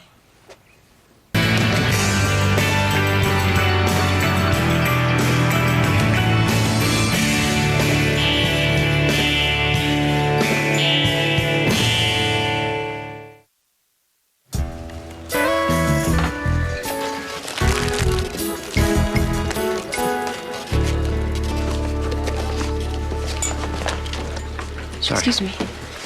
Oh, hey. How are you? I'm fine. See ya. Yeah, well, guess you can't avoid it. What was that? Morning after weirdness. Morning after what? We broke up.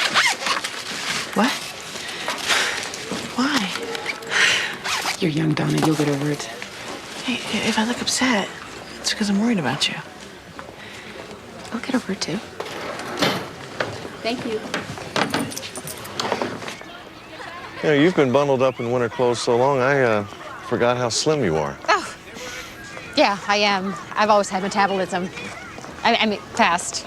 I mean, I'm lucky if you like slim. Yeah, I do. So, are you one of those .com moguls who sold in the nick of time and now you're retired and can afford to spend your days in the park with your daughter? Wow. Have you been thinking about me? No. I mean, there aren't a lot of dads. I'm just teasing you. Actually, I'm one of those boys who always dreamed about flying and grew up to become an airline pilot. Oh, that sounds like fun. Definitely beats sitting in an office. And I have time to spend with Jenny. I never see your wife at the park. Does she work? Yeah, she does. In Waterbury. We're divorced. But we share custody of Jenny. Oh, I know how that goes. I'm separated. Really? Good. I don't mean good. Yes, I do. I mean good for me. I hope. Because I would love to take you out to dinner. Oh, I don't think I can. I mean, I'm not divorced. I understand. I met Peter in college. He was in my dorm. Well, not my room. Well, sometimes, but not. I mean, he didn't live there. And we got married right after graduation. And so I just can't go out with you. No, I understand. Sort of. Listen, if you ever change your mind. Sheriff Patrice Mitchell, who's making a motion to revoke a commitment. Counsel? Molly Babbitts, Your Honor, woman to woman. Excuse me? The name of our clinic. We're advocates for women at home and in the workforce. I'm here on behalf of Miss Mitchell, who wants to regain custody of her 3 children. AAG Jackson Wyatt, Your Honor. The children, all of whom are under 5 years old, were removed a month ago after a neighbor discovered them abandoned. Yes, my client left her children for short periods because she had to work. In legal parlance, that's known as abandonment. Look, I didn't abandon my kids. Your Honor, Miss Mitchell has been chronically unemployed. She and her children move constantly, and in March of last year, she was arrested for shoplifting. I took a carton of milk and a loaf of bread. I was just tired of putting my kids to bed hungry. Is the petitioner on any kind of assistance? Marilyn Walsh, Your Honor, DCF. Ms. Mitchell recently exhausted her 21-month welfare benefit cycle. My client is currently employed by Ridley Foods, where she works in the packaging department. Yeah, she's been there for 3 whole months, a record.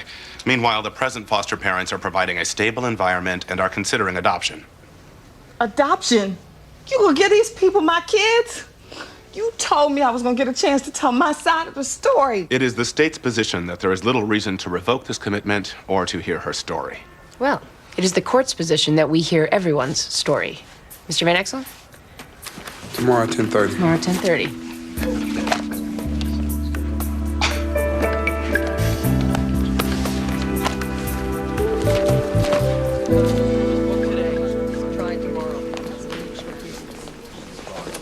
May I help you? I'm looking for Maxine Gray. Oh, really? Well, the mysterious flower center's at it again, huh? Yeah, it's a long story. Do you need someone to sign for these?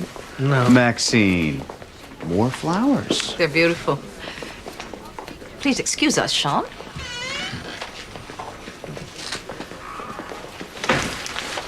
Well, what a lovely surprise. Were you in the neighborhood? Nowhere near. So this is where you spend your days? Yes, and the better part of my youth and middle age. Well, what occasion are we celebrating with these beautiful and obviously fascinating flowers? Well, I was considering them as a splash of color in your front yard, and I was wondering if you might be available for dinner one night this week. I absolutely agree that these flowers would be exquisite planted in my front yard. Would you be interested in coming to my house for dinner tomorrow night? Most interested. It's one of our family dinners. If you think you might be uncomfortable... The only family that makes me uncomfortable is my own. What time? 7-ish? I look forward to it. I'd like to tell your boss after I learn that I'm not the flower delivery guy.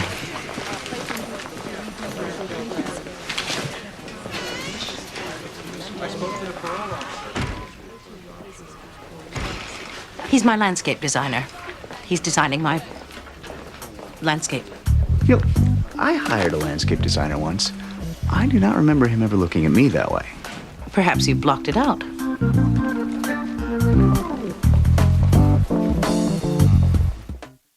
Mr. Labonte, it's Kyle McCarty again. I really need to speak to Heather. If you talk to her, or if Heather, if you're there, will you please call me? Mr. Labonte, please have Heather call me. You have all my numbers. She'll be back. She's bad news. Bad news could find you from space. Do you listen to everyone's private phone calls? Well, depends on the entertainment value, of course. You know, the pressure must be enormous being the funniest human on the planet. Nah, you get used to it. Hey, seriously, excuse us. You should think about calling your sponsor. I might if I still had one. What happened to him? He joined the space program to protect me from bad news. Or he fired you. Well, good for him. Restores my faith in AA. Listen, if you need an interim sponsor, I'm qualified. You know you can't be my sponsor, which is why you're volunteering. That's... Got a Priscilla Brooks coming in. Where's the OB? Hey, there's no time to wait. Get into bay 4. Practice less than 1 minute apart. All right, we're gonna need laps and brakes over here. It's okay. Labs? Type and cross, CBC, UA, chem panel. Okay, find me an OB and get me a pediatrician. Get Phil Holly. Holly's on his way. We're looking for an OB. Whoa. Okay. I need a doctor. You did a year of OB, right? At Johns Hopkins. Okay, it's your Barbie. Look at, she's crowded. We gotta go. Okay, call Dr. Ives. Let's prep him for surgery. Get a nice All right, I'll let the nursery know. I need you to not push. Jesse, don't push. No. Here we go. That's it, Jesse. Just relax. Deep breath. Here we go. Here it comes. Almost there. There you go. And there it is.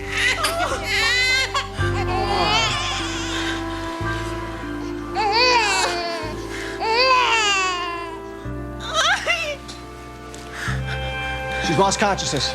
Let's get him to neonatal. Let's prep an OR stat. It's okay, Jess. Hang in there. Stay with us. Armed guards in the ER?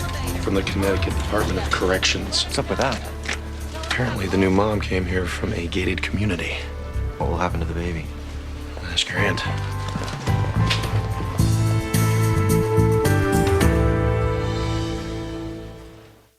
Department C.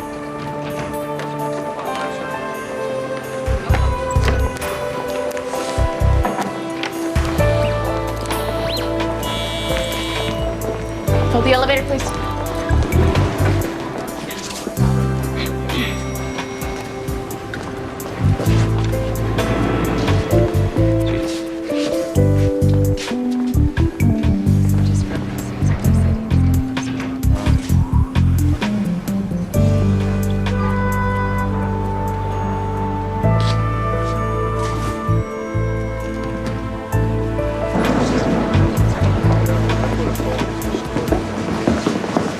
Following me? Yes, I am. Why? Well, if you stop running, I'll tell you. This is how it's gonna be. Well, we're gonna be openly hostile now. Works for me. You're the one who pointed out this building's a small town. Are you actually gonna give me the "can't we just be friends" speech? There's a lot of ground between fake friendship and deep freeze. Why don't you just write it up in a handbook how I'm supposed to act and slip it under my door? Because I don't really have time to do this right now.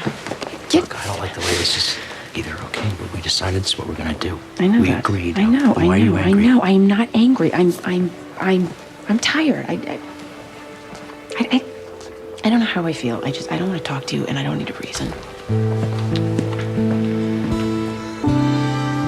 Would you tell the court how you get to work? I have to take 2 buses to get to work. And if I'm not out the house by 6, I don't make it on time. Ridley Foods is a big company. Don't they offer anything in the way of childcare? Oh, yeah, for the executives. My client's situation is emblematic.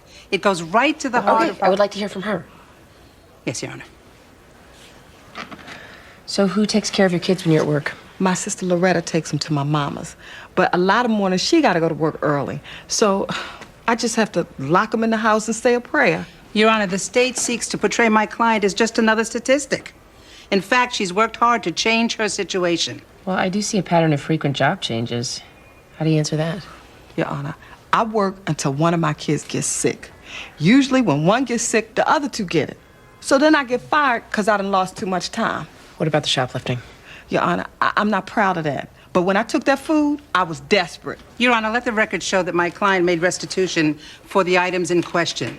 And she moves frequently because she's always trying to improve the situation for her children. Noted. Thank you. What about your mother?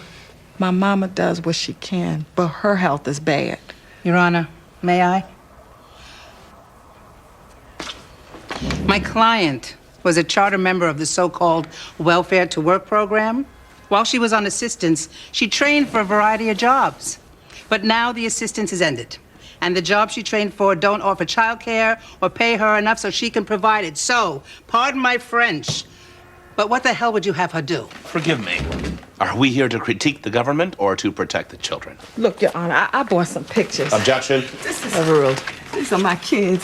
This is Kayla and Calvin and Dante. And Your Honor, they are good kids. They're my whole life.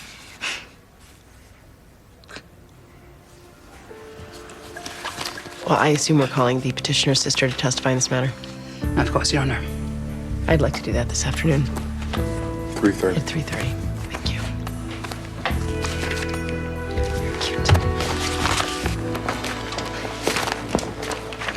Kyle? Hey, Max. What are you doing here? I'm here to check on the Cervantes baby. Delivered him. Oh, that's wonderful. Mother is currently incarcerated. Yeah, I know. She's serving an 18-year sentence. Do you know that she almost died? An inmate pushed her down the stairs. She has 2 tears in her uterus. That sort of thing can happen when you're in prison. Is there a problem, Kyle? Why is her child going into foster care? As opposed to a Moses basket in his mother's jail cell? What about the father? The father was her accomplice in the robbery. He's serving the same sentence. Isn't there a family member or something? Do you think I'd be here if I hadn't exhausted those avenues? What is going on? By the time that mother gets out of jail, that kid will have been through 12 foster homes and God knows what else. Jessie's never even going to know her own child. Kyle? Where's the baby? Neonatal ICU, where he's going to stay until he's released, and that's something that you and DCF can't do a thing about. The main reason that I asked you to lunch is I never really thanked you for helping me with the boys when I was in the hospital. Oh, come on. I'm happy to help. Yes, well, you see, I was wondering, Donna, you know that Peter and I are separated, right? Yes, I'm so sorry. I sincerely hope. Oh, please don't say it. Everyone says, I hope you work it out and get back together. But the truth is, I don't know if that should happen. I'd like to count on you as someone who's pulling for me to be happy and not just hoping that I go back to being Peter's wife. Wow, that's, wow. You see, now that I don't have the Grays, I look around and I realize that I don't really have anyone. So I'd like it if we could be friends. Really? Friends? Well, you're smart and funny and... Boy, I need a single mom buddy. Well, yeah, I could be that. I have to tell you something. I can't believe I'm saying this. guys like me. That's good. In fact, one asked me out. Already? Yes. So what do you think? Can I date? We really jumped right into that friend thing. Let's say I knew you from someplace else, and you didn't have conflicting loyalty to the Grays. What would you say to me? Well, I'd say, how about... Go for it? I might possibly say that if... Thank you. Thank you. Thank you. Here's to going for it.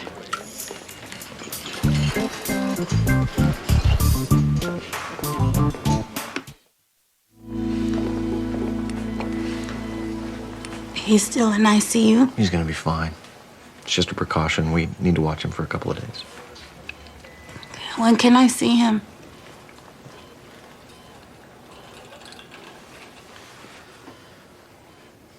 I don't get to. It's complicated. Oh, no, it's not. It's because I'm on the yard, right? Your baby has to go into foster care.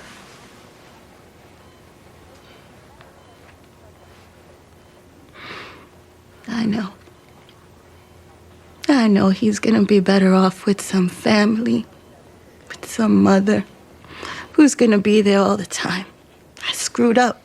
I deserve it. But I just want to see him. I just want to tell him that I love him and I'm sorry. Can I please just tell him that? I don't think you can. You don't know what it's like. Can I tell you a secret? Yeah, I do. That's all I want to say. Can you do me a favor? What? Can you tell them his name is Carlos? It's after my father. Don't let anybody name him anything else, okay? That I can do. Thank you.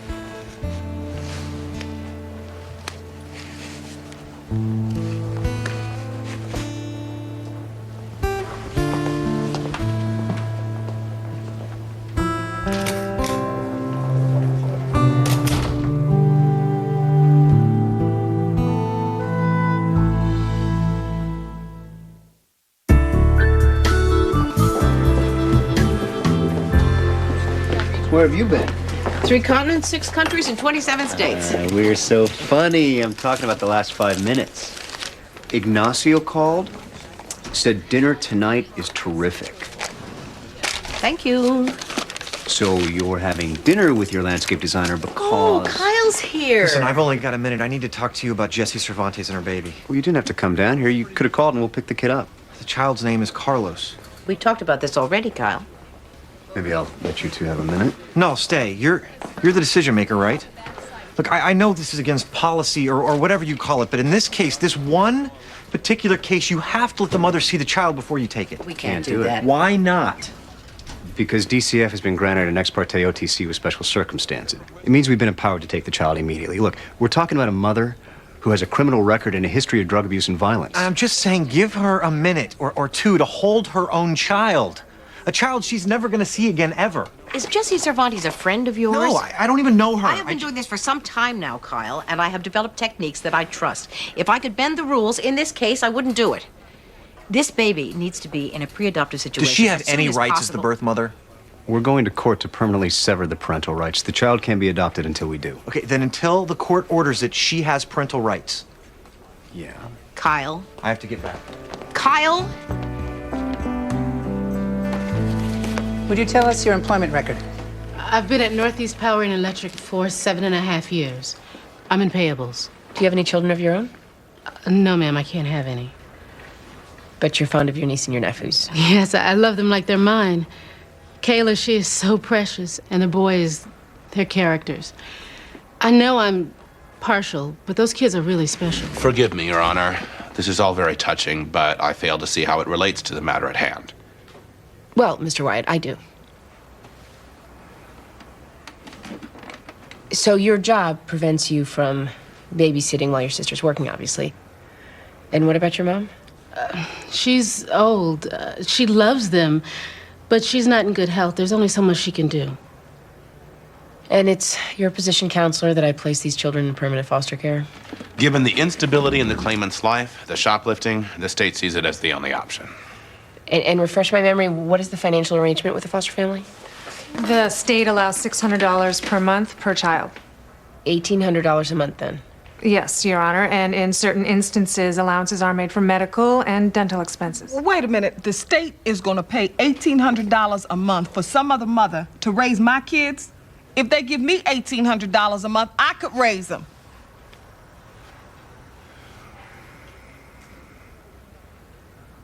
Okay.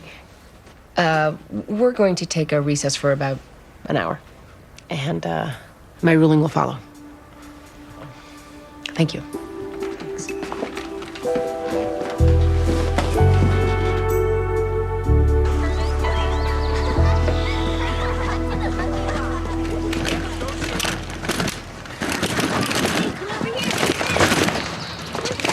Jillian. Oh, hi. Hey, need some help there? Yeah, this stroller is kind of tricky. Oh, let me try. Thanks. Hey, Jenny, you want to say hi to Walt and Ned? Hi, Ned. Oh, I'm glad we ran into you. No, not so fast. I'm not exactly getting this thing to cooperate.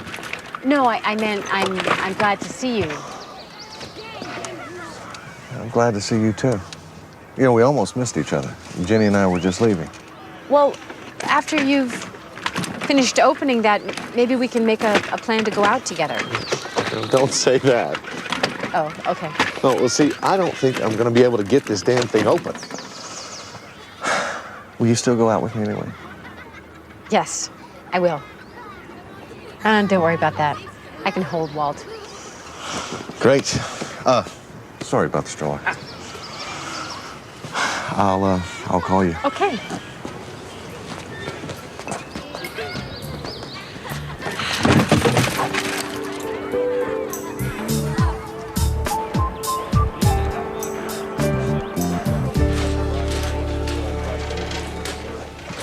What's going on?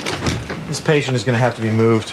She stays put until further notice. Those are my orders. Look, she's scheduled for a follow-up ultrasound. If she starts bleeding internally, who do I see about that? You? It's 10 minutes. All right, do what you got to do. Thank you.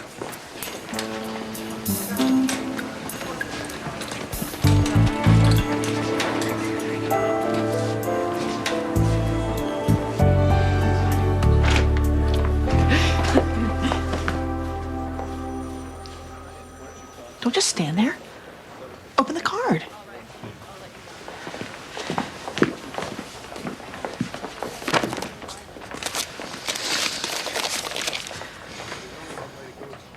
What? It's Fancy Bancy thanking me for the lovely intro at the bench bar dinner. What a jerk. Which one? Hey. You're all alike. Which all will that be? Men? Black men? Court services officers? Files. Catholics? Well-dressed bald men? Stop it. Men with big feet, big hands? Yeah, well, you know what they say.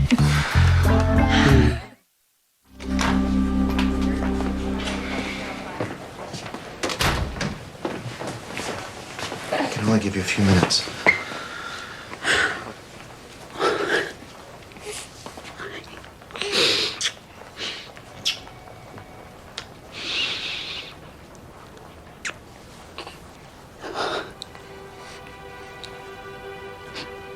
Now I know what heaven smells like.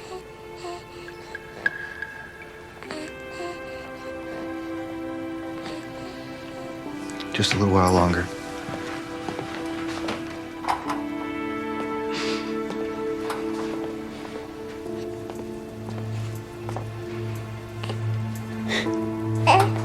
You know, the thing is, Doc, he's a part of me, you know? Like, he's mine. Forever and ever. I can't let him go. Not now. Jesse. I'm sorry, Doc, but I'm walking out of here with him. And don't you try and stop me. I can't let that happen. You know that.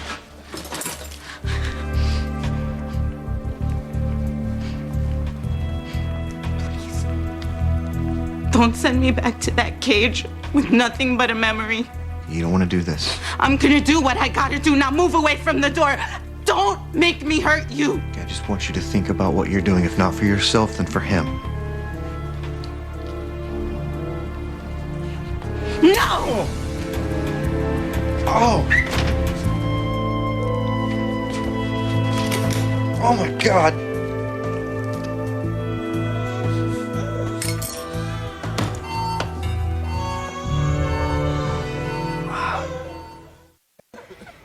This is the first case of its kind to reach my court, but I know it's the first of many. Welfare to work. Seemed like such a great idea at the time, and politicians will always vote for anything that sounds good. But then they move on to their next agenda, never having to deal with the real-life consequences of their actions. Well, we in this court do not have that luxury. Training women to work and helping them to find jobs won't move anyone forward 1 inch without some provision for affordable childcare. Nothing is ever going to change until politicians decide that we need to take care of our children more than we need more pictures of rocks on Mars, and God knows when that's going to happen. Your Honor, with all due respect, is this a judgment or a campaign speech? Mr. Wyatt, sit down and don't interrupt me again.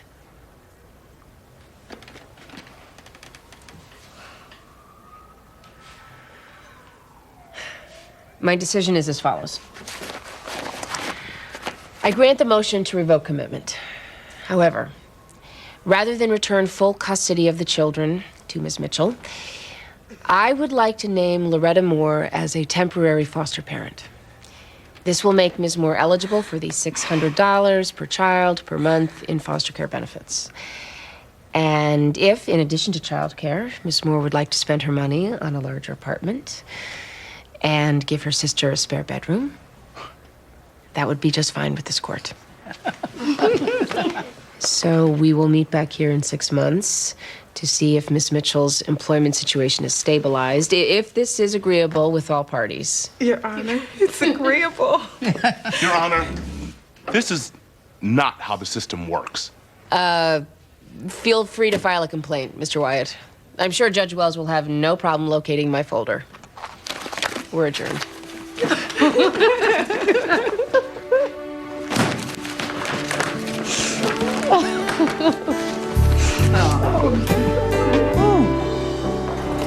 Can I help you? No. Whoa, ma'am, I'm sorry. You can't come barging to a hospital. Dr. McCarty? Bed 2. Thank you.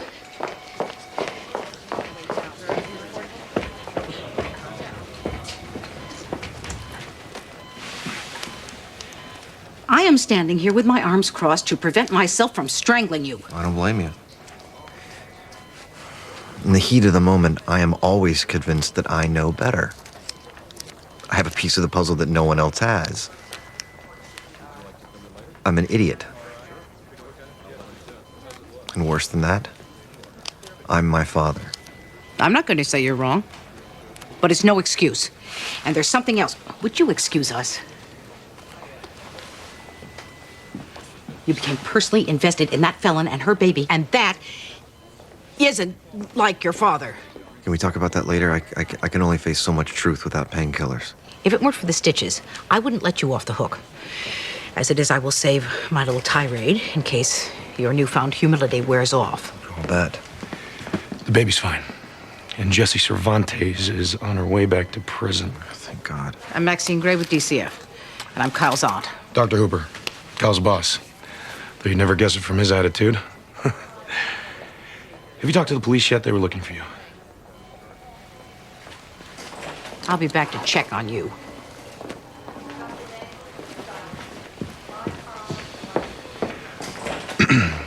So just so you know, I told the police I was the one who ordered the ultrasound. Why? Because I owed you. And I can't afford to lose you, which is exactly what... You can't be my sponsor. It's not allowed. Yeah, so I'm not your sponsor. But I'm a guy like you. So if you need somebody to bounce something off of, or vent to, or beat up, you know where I work. Why are you still trying to control my life? Because if someone doesn't take that job away from you, you're going to be dead. Feel better?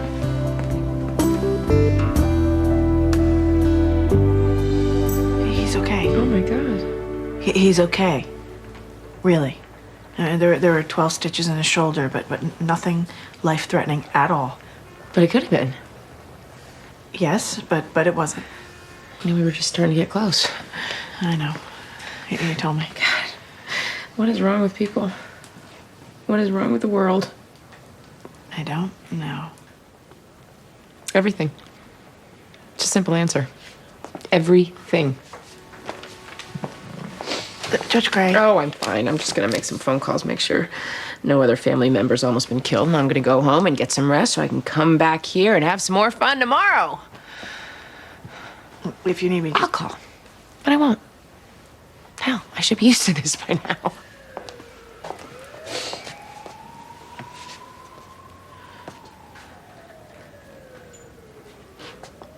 It'll be a better day tomorrow.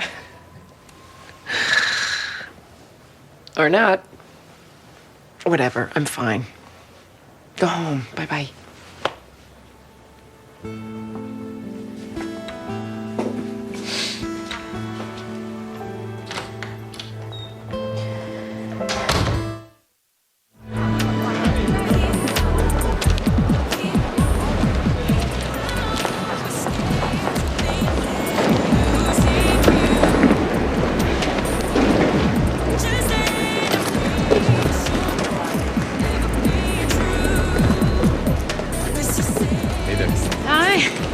What are you, about a 7? Yeah, or 7.5 sometimes. I'm a little confused. I thought I was meeting you at a restaurant. Here's what I was thinking. You haven't dated anyone since you broke up with your husband, right? Right. So your going out with me is a bit of a first for you. Oh, I was hoping you'd forgotten that. Nope. Well, I decided that in order for us to start out on a level playing field, this date should be some sort of a first for me, too. Please tell me you've never roller skated before. Well, what else could it be? For a moment, I was afraid you were going to say you never wore a roller skating outfit, and I had a vision of you in purple tights. I'm sorry, but you hear so many dating horror stories. Oh, I promise you'll never see me in tights of any color. May I help you? Oh, thank you. I even brought you socks. That's so sweet and thoughtful and above and beyond. I'm sensing a butt. I've never roller skated either. Best laid plans of mice and men. No, wait. What about if I sit here and watch you take a turn by yourself around the rink, and that way you can still have the roller skating first? Okay. How hard can it be?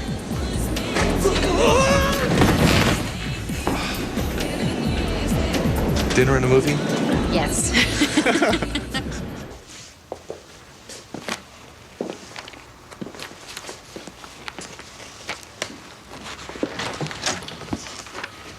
Okay, I don't agree.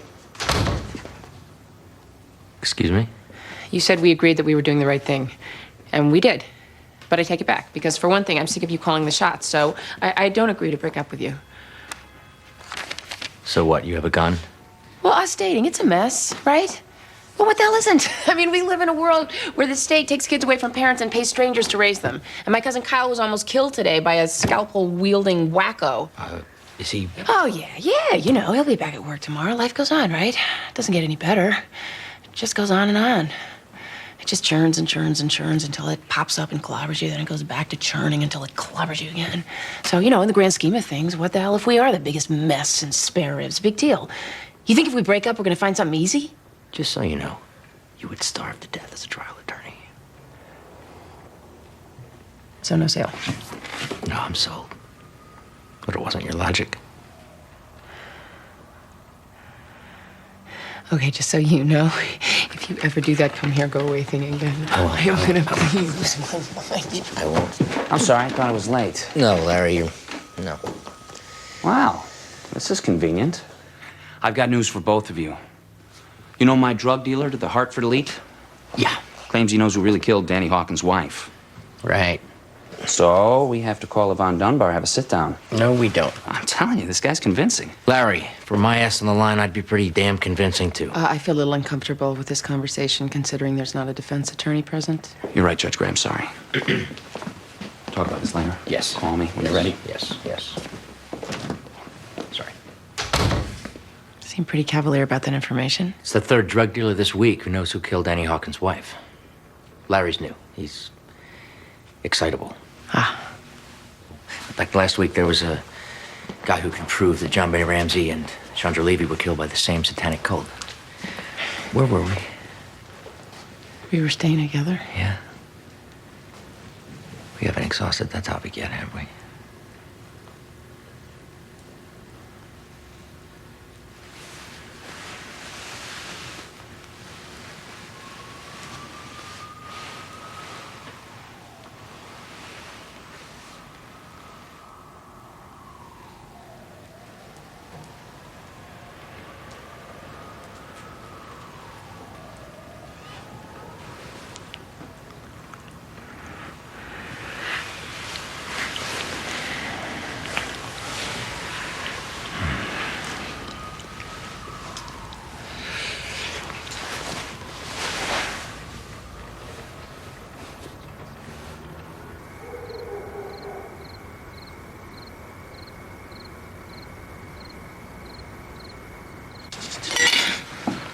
Oprah and my mother can't agree on which way the knife is to be turned. Fortunately, neither one of them's here.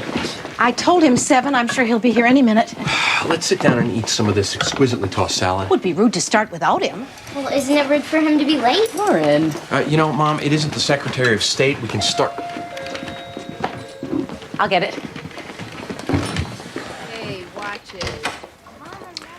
Surprise. Guess who didn't have plans for dinner when I dropped by? How nice.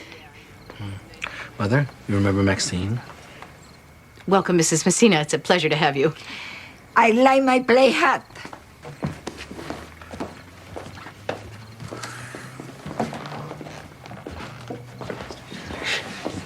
You all know Ignacio, and this is his mother, Isabella Messina. Hello. Oh, hi. Hello. Oh, well, I'll set another place. Hot. Oh, she likes her plate hot. Oh. Oh. Okay. I'll go nuke a plate. I'll, get a chair. And why don't you sit right here next to your son? And we can all just, well, thank you. Why don't we introduce ourselves? This is my daughter, Amy. Hi. And this is my daughter, Lauren. Hi. You the father? No. Me? No. I mean, yes. I'm his father. I'm her friend. She's my friend. Who are you? Oh, her son, her brother, her uncle, and his cousin. Where's your wife? She's not here. She almost died, and then she got weird and kicked him out. And now he lives with us. What happened to you? Knife fight.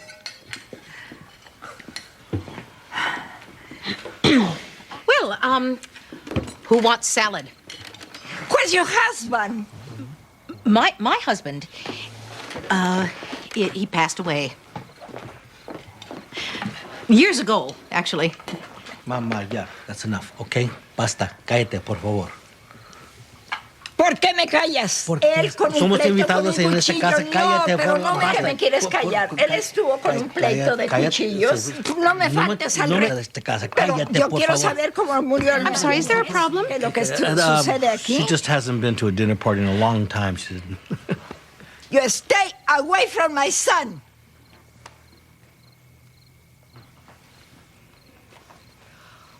I'll just get the gravy. For the salad? Give me wine. Yeah. I'll be right back. ¿Por qué no ¿Por qué no puedo preguntar? Aquí todos están locos. Respétame, soy tu madre. You okay? Me has traído una casa de prostitutas. Por favor, cállate. Todos están locos. What are you doing? Are you laughing? ¿Por qué? Porque quiero saber. I'm 65 years old, and my boyfriend's mother is. Me has traído una casa de prostitución. Stay away. No me digas eso, respeta a tu madre. Todos están.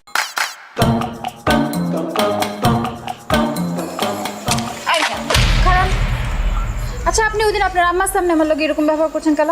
আমার ইচ্ছে হয়েছে আমি করছি, আর আমার পিছে ঘুরে লাভ নেই। কেন? আমি আপনার ভালোবাসি না, করবো না কেন? বেহায়া মেয়ে রে বাবা, তোমার তো আমি ক্লিয়ার করে বলছি যে আমি তোমার বিয়ে করব না। আরে আপনার আম্মাই তো আমার পছন্দ করছো, তো আপনি শাদি করবেন না কেন? তাহলে তারই বিয়েটা করো। জি জি জি আস্তাগফিরুল্লাহ, কি কইতাছেন? আমি আপনার আম্মারে কেন শাদি করব? আমি তো আপনার শাদি করব। আর আপনি যদি আমার শাদি না করছেন তাহলে কয়ে দিলাম ব্লেড দিয়ে আপনার নাম আমার হাতে লিখুন। তোমার যা ইচ্ছা তুমি তাই করো, আমি একদমই ভয় পাই না। আগের বার মাইনে নিছি, খেলা ছিল দেখা, এটা খেলা না, এটা আমার জীবন। আমি জীবন নিয়ে ছেলে খেলা করতে পারবো না। আমি হাঁচা হাঁচা কইতেছি, আমি কিন্তু ব্লেড দিয়ে হাতে পায়ে গলায় মুখে সব জায়গায় যেখানে ইচ্ছা সেখানে লেখো, ইংরেজি বাংলা ফার্সি যেটাতে পারো সেটাতেই লেখো, আমার কিচ্ছু যায় আসে না। আপনার আমি শেষবারের মতো কইতেছি, আপনারা আর বেশি সময় দিব না, শুধুমাত্র 12 ঘন্টা সময় দিলাম। এই 12 ঘন্টার মধ্যে আপনি আপনার মত বদলাইবেন, নাহলে কইলাম আমি হাঁচায় ব্লেড দিয়ে আপনার নাম লিখে ফেলাম, আমার কেউ আটকাইতে পারবো না।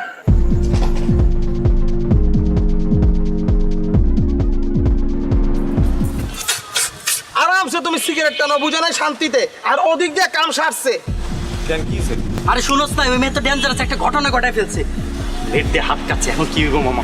ওই মেয়েটা বস কি মামা? কস হাত কেন? ওই মেয়েটার তোর কোনো কথা হয়েছিল? কালকে রাত্রেবেলা বাসার সামনে এসে দাঁড়ায় ছিল, আমার 12 ঘন্টার আলটিমেটাম দিছে। এই কিসের আলটিমেটাম দিছে রে? হ্যাঁ আরে ওই বিয়াতে রাজি না হইলে কি জানি। এই কথা তুই আগে কবি না। আরে আমি কি বুঝছি নাকি? আরে না বাবার কি আছে, বুঝোস না, মেয়েটা তো ডেঞ্জারাস। এখন যদি কিছু হয়ে যায় মামা, আমাকে তো পুলিশে ধরে নিয়ে যাবে। আমি কি করছি? ও আমি কি করছি কিছু জানো না? না ওই বেটা আইনার মারপে জানো, জীবনে তো থানায় তুই যাস্তে জানবি কেন? থানায় আমি গেছি জানি। ফোন যে কোনো হলে আত্মহত্যা প্ররোচনকারী যেই হোক না কেন, তার নাম যদি একবার থানায় গিয়ে কয় মামা, তাহলে তোর খবর আছে। এখন তুই কি করবি তুই চিন্তা করে দেখ। কি করছে সব? এই লাইলি বাইচা আছে তো? হ্যাঁ শুনলাম ও তো বাইচা আছে। কোন হসপিটাল আছে? আমি যাই একটু দেখা করে আসি। হসপিটালে যাই দেখা করে, হসপিটাল থাকলে তখন তুমি চৈত্র শিকার ভিত্তি থাকলা, বুঝো নাই? আর তুমি যাই হয়তো বাসায় আছে। এই তুই কি ওর বাসায় যাবি? তুই যাবি মামা?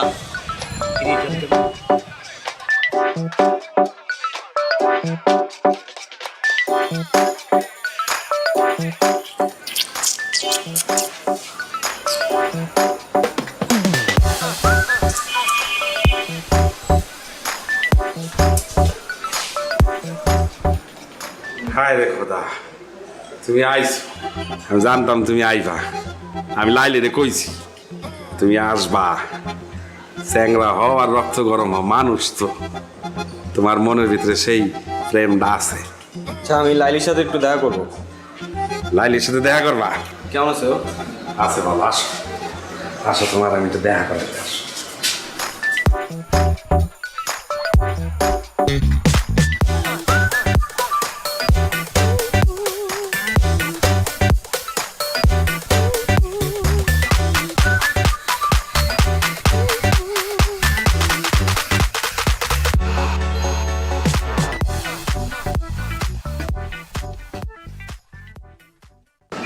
এইসব কি? প্লেট দিয়ে তোমার নাম লিখছি, বানান ঠিক আছে? একদম ঠিক আছে। কিন্তু কি বলো বাইক না, ভালো হয়েছে না? আমি কিন্তু লাইলিতে কইছিলাম লাইলি ছবি তুইলা ওরা পাঠাই দে। ভাই কইছে যে না, কিছু জিনিস আছে এগুলো ছবি তুলে পাঠালে সঠিকভাবে দেখা যায় না, সামনাসামনি দেখতে হয়। এর লেগে তো এতক্ষণ ধরে তোমার জন্য অপেক্ষা করতেছি। এইসব পাগলামির কোনো মানে আছে? আছে না, তোমার আমি শাদি করব, তুমি আমার শাদি করবা, করবা না? এই তুমি কি আমার বলদ পাইছো? বলদ এই পাশে দাঁড়ানো লোকটার মতো। নিলে তুমি আমার মামার নিয়ে কি করতেছো? আমি বলবো তুমি শুনবা। মানে এই যদি তোমার হাত কাটার নমুনা হয়, হ্যাঁ, আমি জানলে আমি জীবনেও আসতাম না। আর যদি হাত সত্যি সত্যি কাটতাও তাও আসতাম না, কোনো লাভই হতো না। আমি তোমারে বিয়ে করব না। তোমার মতো মেয়ের সাথে শুধুমাত্র মজা নেওয়া যায়, বাড়ির বউ করা যায় না। তোমার মধ্যে ওই রকম কোনো এলিমেন্টই নাই। তুমি একটু বেশি বেশি করতেছো না? এই মাঝখান দিয়ে ঢুকে গেলেন, হ্যাঁ? সাদে কি আপনার মানুষে হাবলু কয়? এর লেগে আপনার হাবলু কয়। আর ঢুকছেন যখন, তখন আমারে না বুঝায় আপনার এই ড্রামাবাজ ভাগ্যিরে বুঝান। আমি ওরে বিয়ে করব না, আমি মরে গেলে ওরে বিয়ে করব না। মানে নিজের তো কোনো মান সম্মান নাই, পরিবারের মান সম্মানটা যদি খোয়াইতে না চাও তাহলে এসব বন্ধ করো। সবার সামনে অপমান করবো নাইলে। থাক ভাগ্নি, তুই কষ্ট পাইস না। হয় তোরা বুঝতে পারে নাই, আর যেদিন বুঝতে পারবো, হয় কান্দা বুক চাপলাইব, তখন বুঝবো যে কি জিনিস হারাইছি।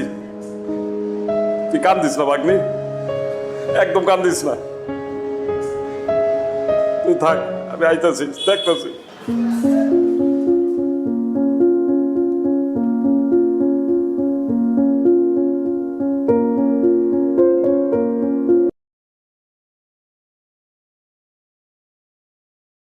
আজকে যদি আব্বু আম্মু যদি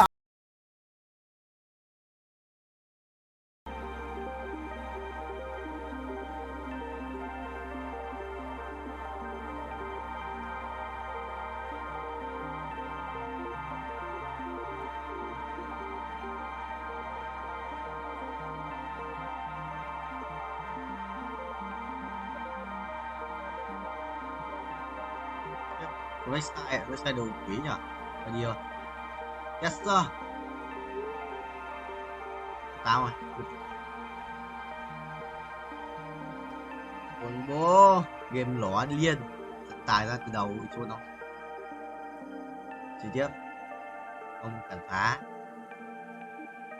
tiếng đéo đây. Quang này.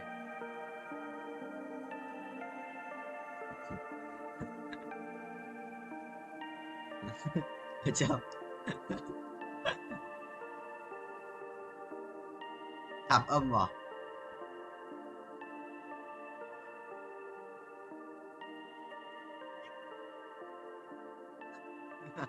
Nhớ lúc đấy có tiếng ruồi. Anh em chơi cứ hỏi thằng nào tiếng ruồi thế. Gì 74 quả.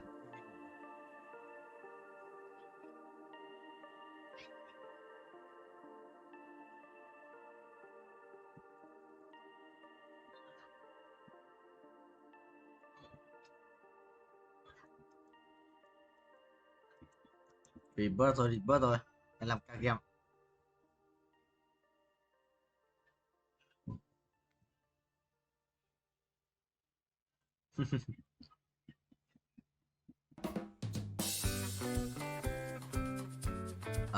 Rồi xong có chuẩn bị đánh rồi xong cắt lên.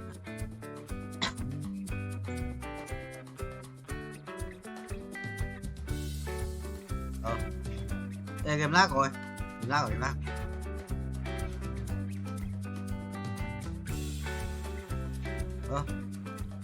Lag rồi, nó farm được.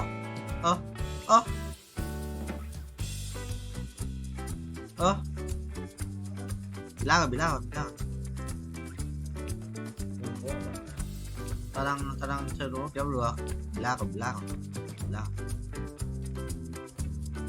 Phải. Lúc kia không vào lốc rồi. Lúc kia không vào lốc rồi.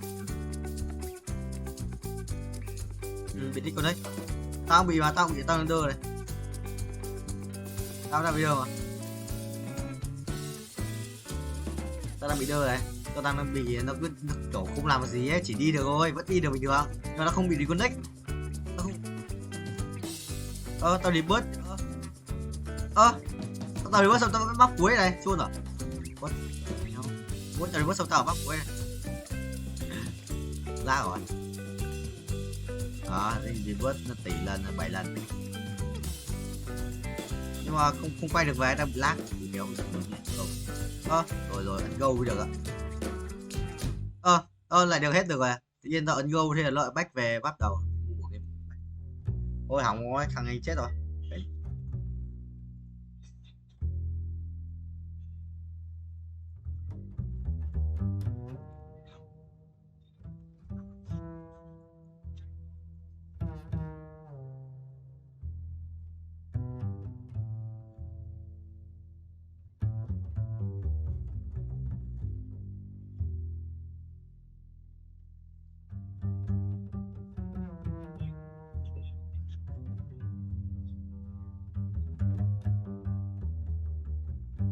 gì bây giờ?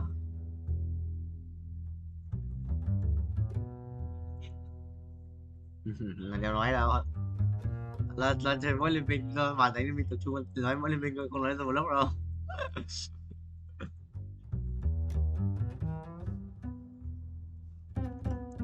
Chơi cho Việt Nam ấy 1.200 coin à? Sẽ bị chi linh không bro?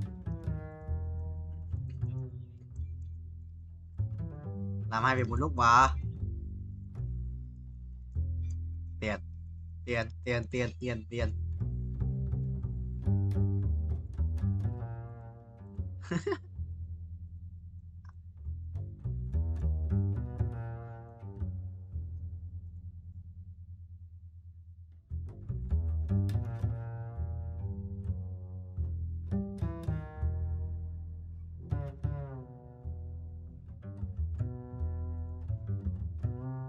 Cho broccoli nhá.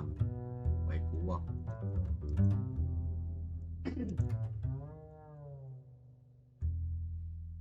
Hôm nay làm gì?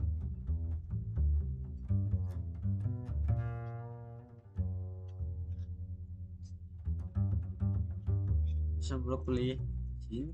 Wow. Thật không? Đẹp quá.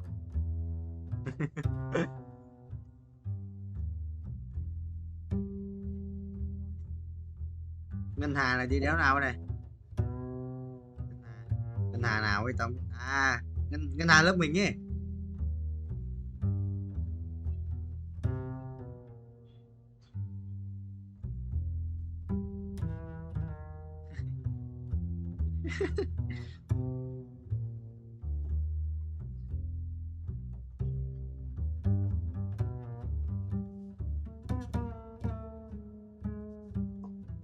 Con đánh như đéo vậy này. Trời, đánh còn tên cờ nhỉ? Tao vừa để nhà chồng.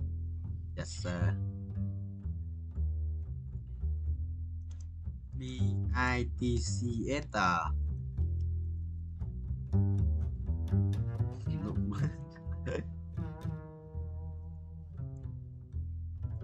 Đi lại 450 đam, mấy tỷ ấy.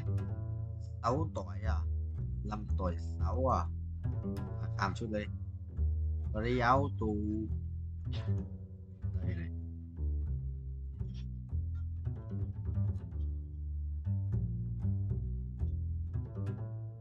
Thế đấy phải đánh cái gì luôn đấy? Bài của đéo gì ấy. Buồn đúng à? Rồi là video thứ ba rồi. Chôn broccoli không? Chôn broccoli thì vớt 7 à.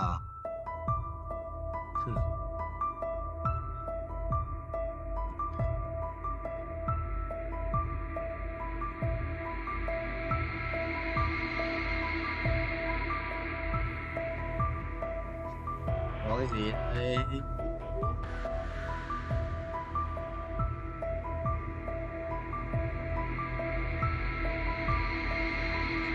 Wow. Thêm ấy, phải thêm ấy. Phải thêm ấy. Phải thêm ấy.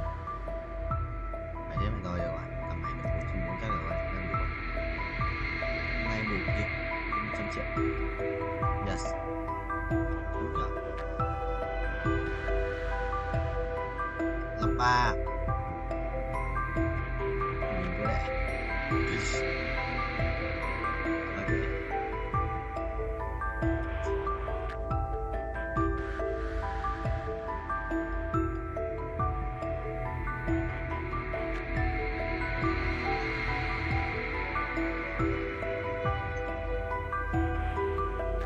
Sáu và 50. Ơ mặt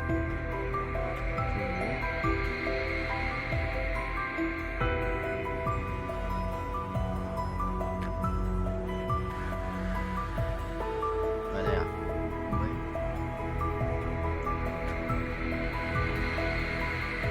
Đố nêu. Đố nêu. Đố nêu à? Đố đố.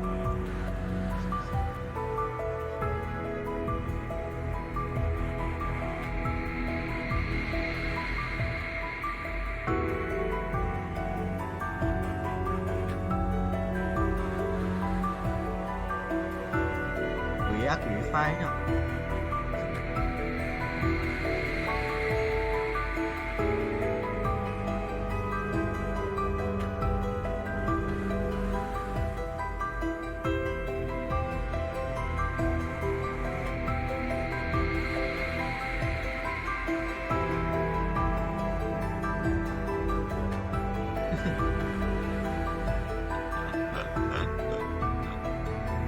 Rất chịu rồi. Vậy vô vui em Mai đây, có em Mai à? Đây á, đây rồi.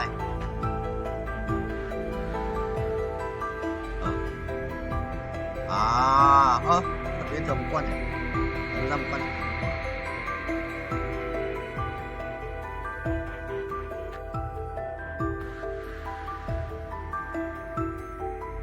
Mặc à? Biết rồi. 285 nếu dùng đéo thì chịu quá.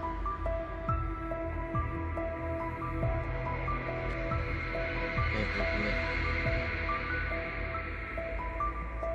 Con am buồn rồi. Goodbye, nhớ đi qua. Anh đi bớt rồi mà. Yes. Anh đã ace. Đúng lỗ. Sao